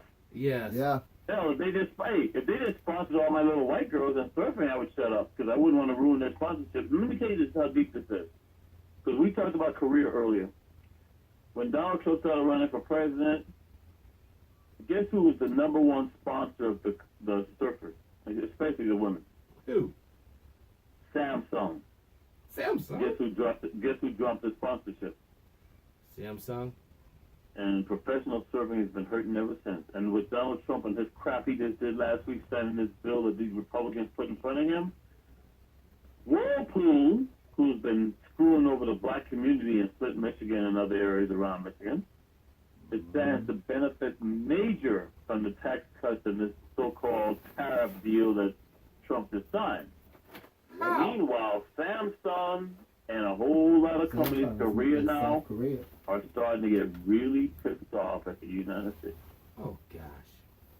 And so while you're hearing about North Korea and South Korea sitting down and talking together, and then Trump passing this tariff bill We're headed for a world war. We are headed for a world war. And he just pissed off the Koreans like you cannot even imagine. And the U.S. media is not telling you any of this. No. Because You ain't gonna get it from corporations there. now control 95% of all media in the U.S., and they're not telling you what I just said to you. Folks, you hear that? We are headed for a world war. That's why people get their news from YouTube. Well, Civil War, too. Yeah. Unfortunately. You know, remember, tell you something. Let me be hard on the colored folks since I'm colored. With this whole DACA thing, we live in a society where it's called political science. Trust me, very little happens in U.S. politics by accident. The Democratic Party and the Republican Party are all in on it together, okay? You take a colored guy, put him in the White House, because a white boy could never get away with it. Right. So you put a colored guy in the White House who tells these brown folks, come on, trust me. Give me your name, your address, your phone number, your social security number, and sign up for the Dreamer Act, and I will make sure you're protected. And all these folks now have voluntarily signed up for Obama's DACA Dream Act, knowing that when they put Trump in the White House, he now has their addresses and phone numbers, and people who they didn't even know were in this country illegally can be rounded up. Yeah. That's crazy. Unbelievable. Man. Meanwhile, you put a colored guy in the White House with ties to Kenya. He, along with Secretary of State Hillary Clinton, are responsible for the deaths and murders of more colored folks on the continent of Africa than any other president in my lifetime. And nobody talks about it because don't say nothing bad about the brother. Yeah, they did. You know, corporate media didn't say anything about the atrocities Obama committed. AFRICOM, please. Obama was in office for 1 month, and he killed more so-called terrorists in Afghanistan than George Bush did in 8 years. And yet they were telling you he was a Muslim and he stomped on terrorists. Yeah. Yeah. Obama killed more people with drones in his first month in office in Afghanistan than, oh, I should say Pakistan too, than George W. Bush did in 8 years.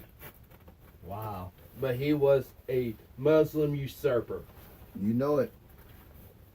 Kenyan Muslim What usurper. I'm just saying to Look you at that is, Kenyan in there. if you look on both sides of the U.S. flag in Congress, you will see the symbol of the fascist. Now, for you folks who are old enough to remember, the U.S. dime with the lady on it. Yes. On the back of that dime, you'll see the symbol of the fascist. Mm-hmm. The number one most politically strong sheriff's department in this country, guess what symbol they use for their logo? No. I wish I was lying. Jeez. But you We gotta are a understand that fascist symbol he's talking we about are came a from Roman fascist days. country. Mm-hmm. We are a fascist country, and fascism is alive and well again. So you guys can sit here and talk all the crap you want.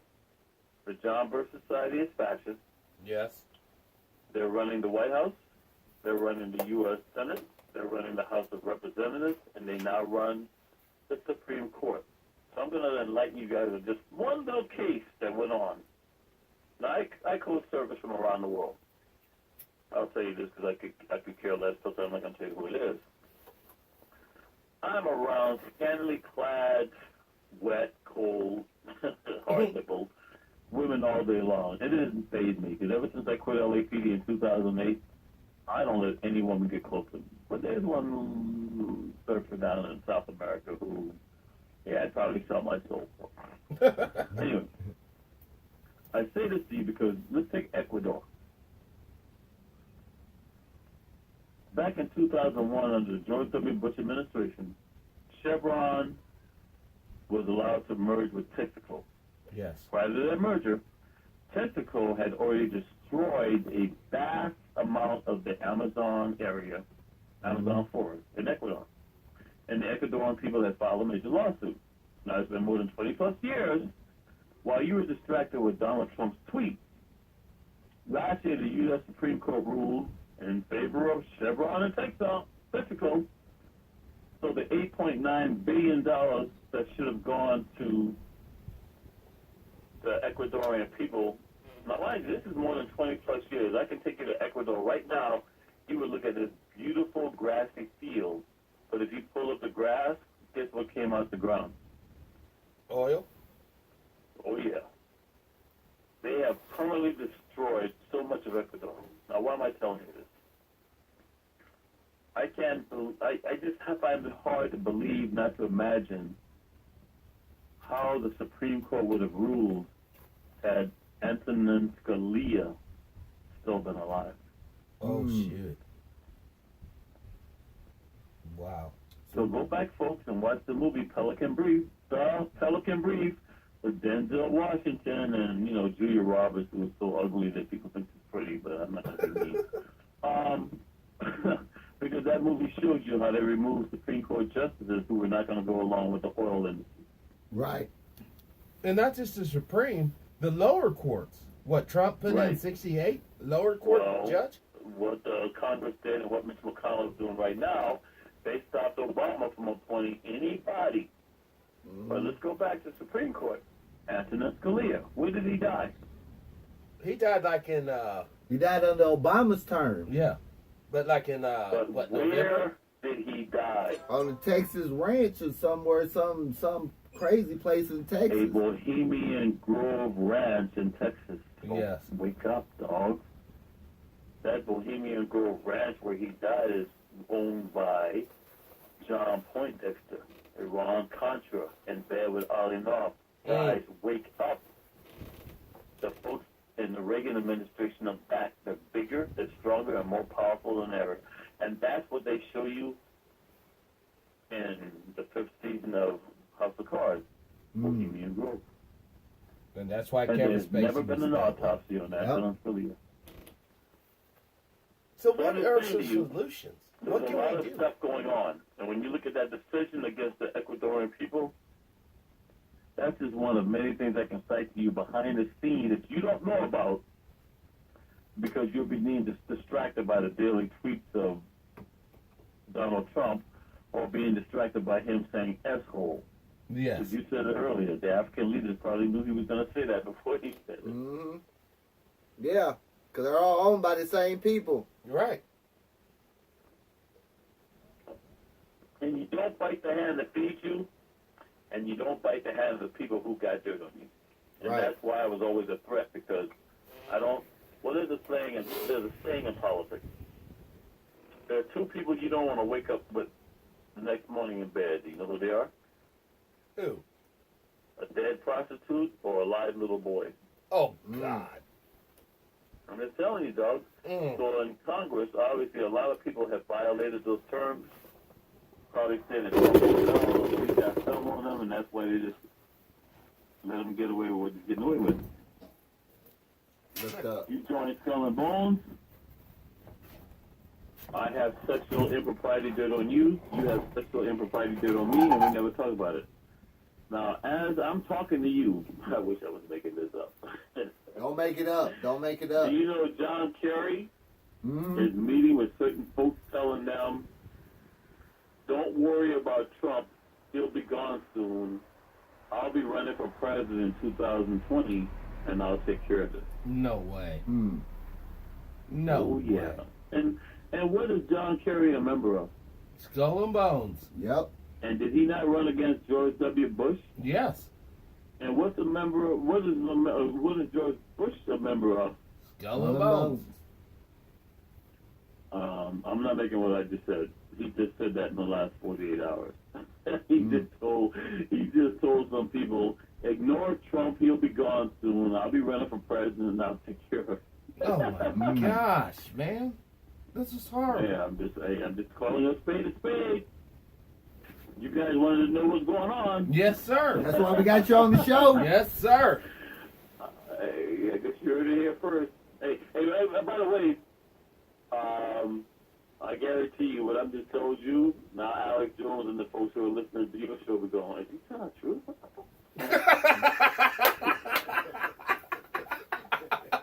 And we would Coast AM and George Norrie and Alex Jones. Yeah, I go on other people's shows, and I only go on your show and call notes, and there's another show I won't mention, but I only go on shows, and it's funny, right after I do a show, I hear the same crap, and like, they make it sound like they're the ones who came up with it. Yes! They're listening, folks. They're listening to your show right now, especially since you guys put that video out there. Thanks a lot. On YouTube.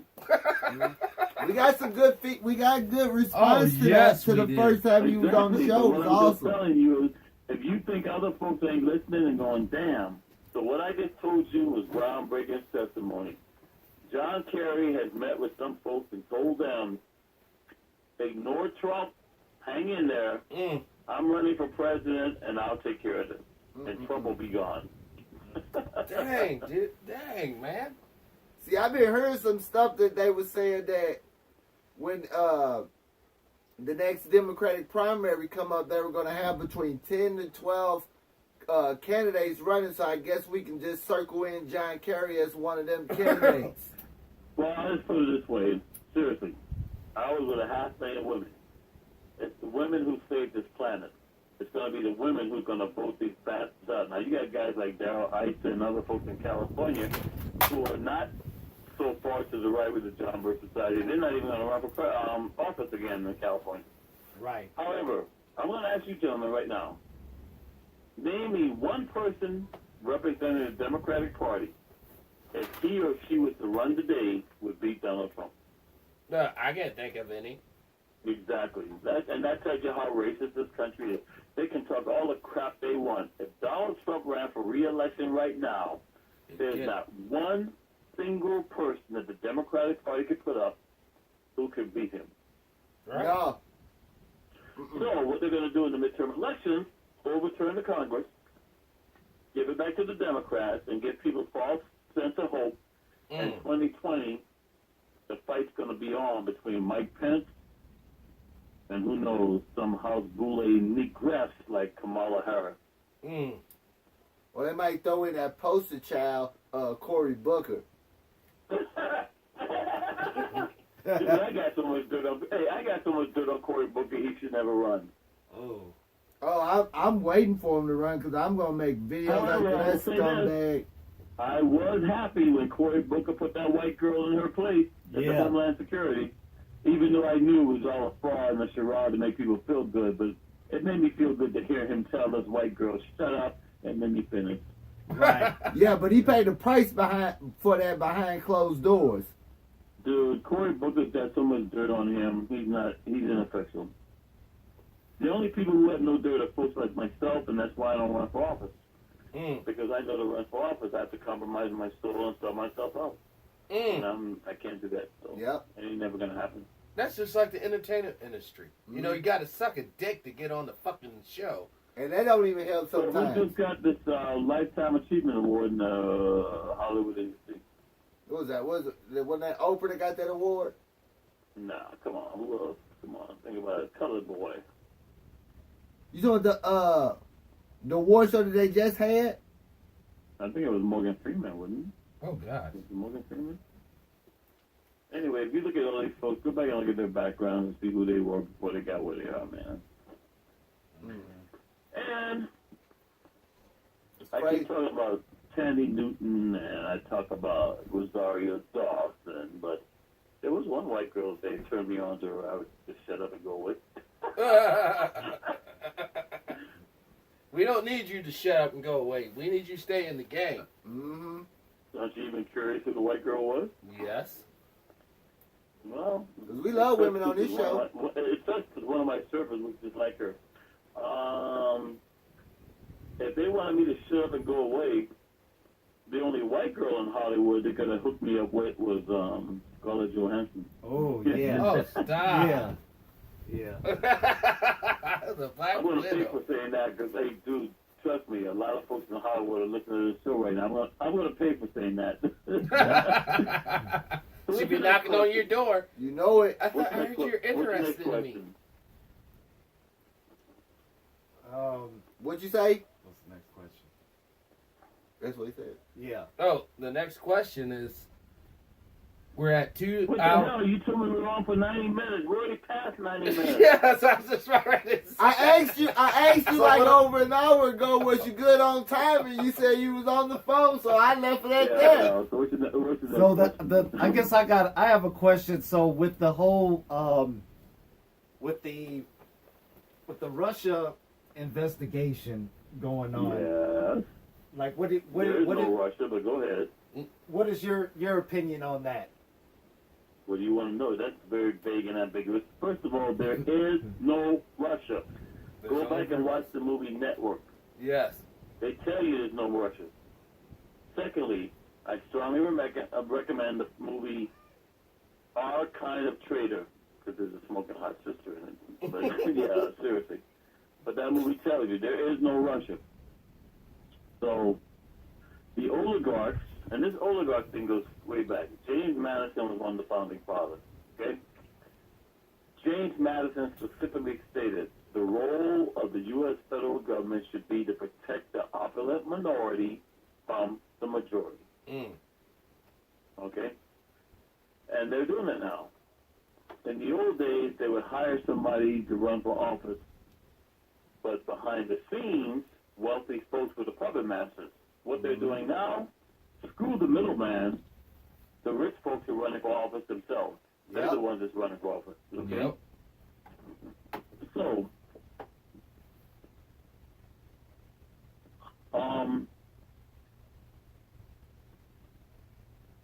there's a lot of drama going on. Merkel's got to go down. Yeah.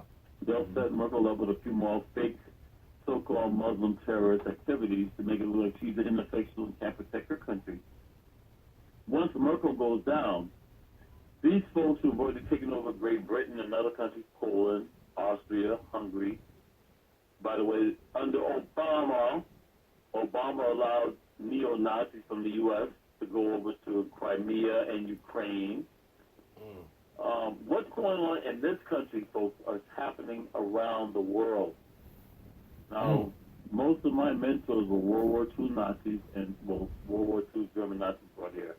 And also World War II officers of secret services folks, okay? Most of them are dead now. I'm a Ronin now because my handler's dead. I'll just say, yeah, you guys want to know who my handler was? Yes.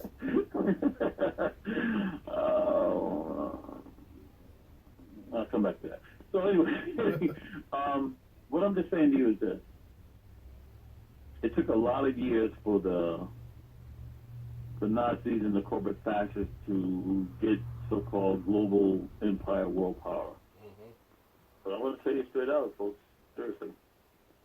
They're very close now to total domination. And while they got you believing that the Jews run Hollywood, and so when they talk about Weinstein, all those other folks, those folks who are like George Soros, that's the Jewish conspiracy. Hey, these folks ain't Jewish, okay?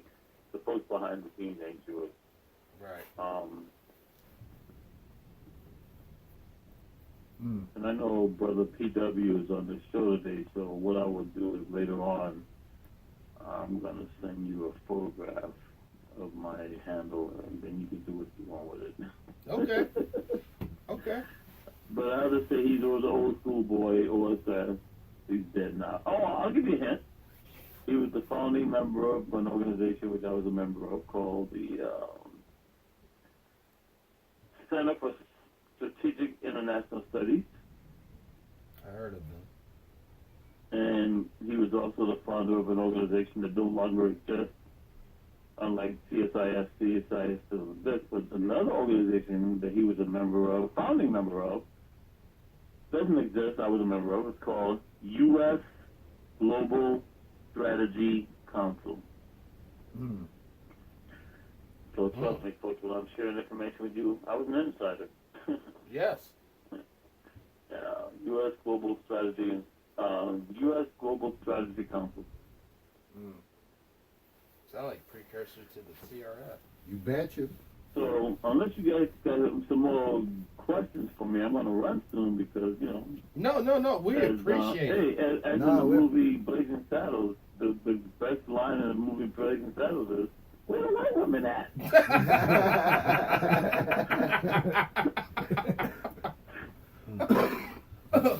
Mark from Anaheim, we, you know, I think I can speak for everyone here. We are so What thankful. the fuck? I got somebody knocking at my door. Oh, This guy's stop. costing me my life, man. Stop. Dude, I'm serious. I gotta go. Gotta go. All right. Well, thank you, brother. Mark from Anaheim, everybody. Yeah. Mark from Anaheim. Another Good, epic great show. show. Thank you, brother. Thank you, sir. All righty. Man, so that makes a whole lot of sense. Yeah, it does. It, It Mark, does. it makes a whole lot of sense on why they're not really trying to investigate this whole Of ordeal course. with Russia because No. there's more players that are And- involved yes. in the Republican Party. That's That just why players that has to come out later on down the line. because if you notice, like you look at what Robert Mueller did, he was like, okay, I look at the first intelligence committee. They got quote unquote a bipartisan Right. group. He's like, they're not going to do nothing. No. So guess what I'm going to do? I'm going to host my own investigation and hire my attorneys and all that because they're getting ready to bring the rain. Yes. Old boys get ready to go in Mhm. with no lawyers, and they're going to put him under oath. Mhm. If they could catch him Yes. if they say, if he says, they ask him, well, what do you know about this? Well, I really don't know. Well, this is what we got. You know, because once he's indicted, he has no pardon and power. And if you look at Jared Kushner and Donald Trump Jr., Mhm. you haven't seen them or heard anything from them. No. No. No. They're like, Yeah. one false move, we got you. Yeah, Yeah. it all leads down to shady business deals. Yes. That's all it was. Russia had nothing to do with Donald Trump beating Hillary Clinton.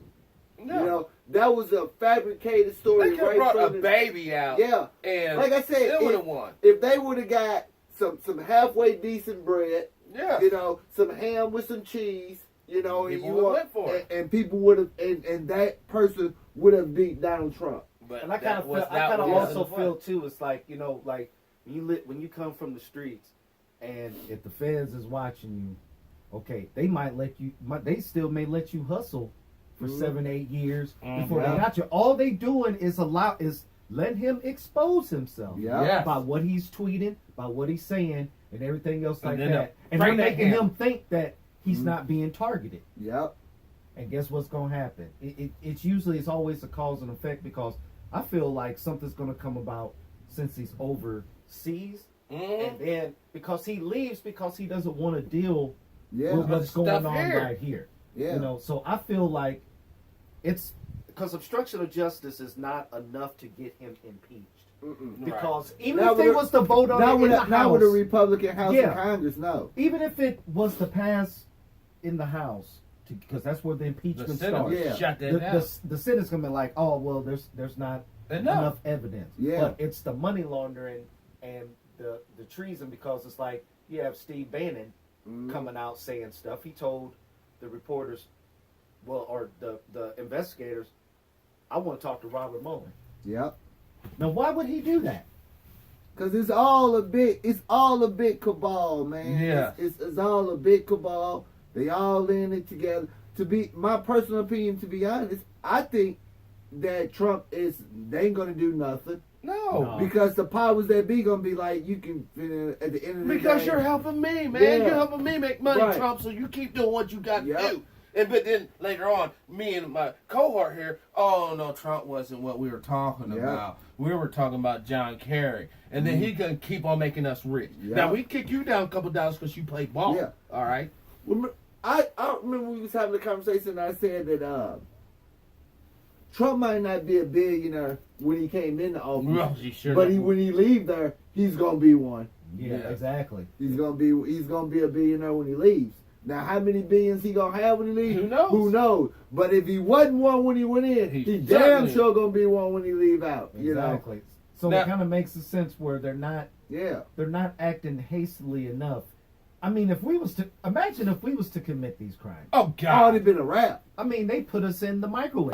They Yes. would have been at your mama house, your grandmama house, your cousin house, Yes. your uncle you ain't seen in 20 years. They'd have been at his house. If Yeah. they wasn't at his house, it was somebody staked out outside the house. You know what I'm saying? So we already know if they want to come get you, they gonna come and get you. And They ain't know, nothing stopping it. nope, I and think they they're- know everything we do. I think there could be one person that you guys Brother Mark and you guys too were mentioning who's the person from the Democratic Party that could stand up to Donald Trump? Who? The thing is to me, I think Hakeem Jeffries can do it.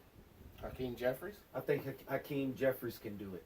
I don't think anybody under this political system that we're under right now Right. can beat Donald Trump. They're not going to be, nobody from the outside is going to come in and beat them. Nobody. He It's does going to have be popular support. It's going to be And that's whoever a they want. tragedy and a blessing at the same time. Because, you know, for people to be like, I like to hear what he has to say. Put it this way: if somebody beat Trump, then you better start thinking who paid him and who supported him. Because Right. at the end of the day, nobody that's going to do anything other than what the gatekeepers want done Right. is going to win. Right. We So, only got if 15 more seconds, guys, left of this broadcast. I want to let the audience out there know. You see this team right here? This team right here is permanent. This ain't no short term. We're in for the long term. So once you guys fall in love with us three on the other morning show and other guest hosts that comes onto there, do not fear.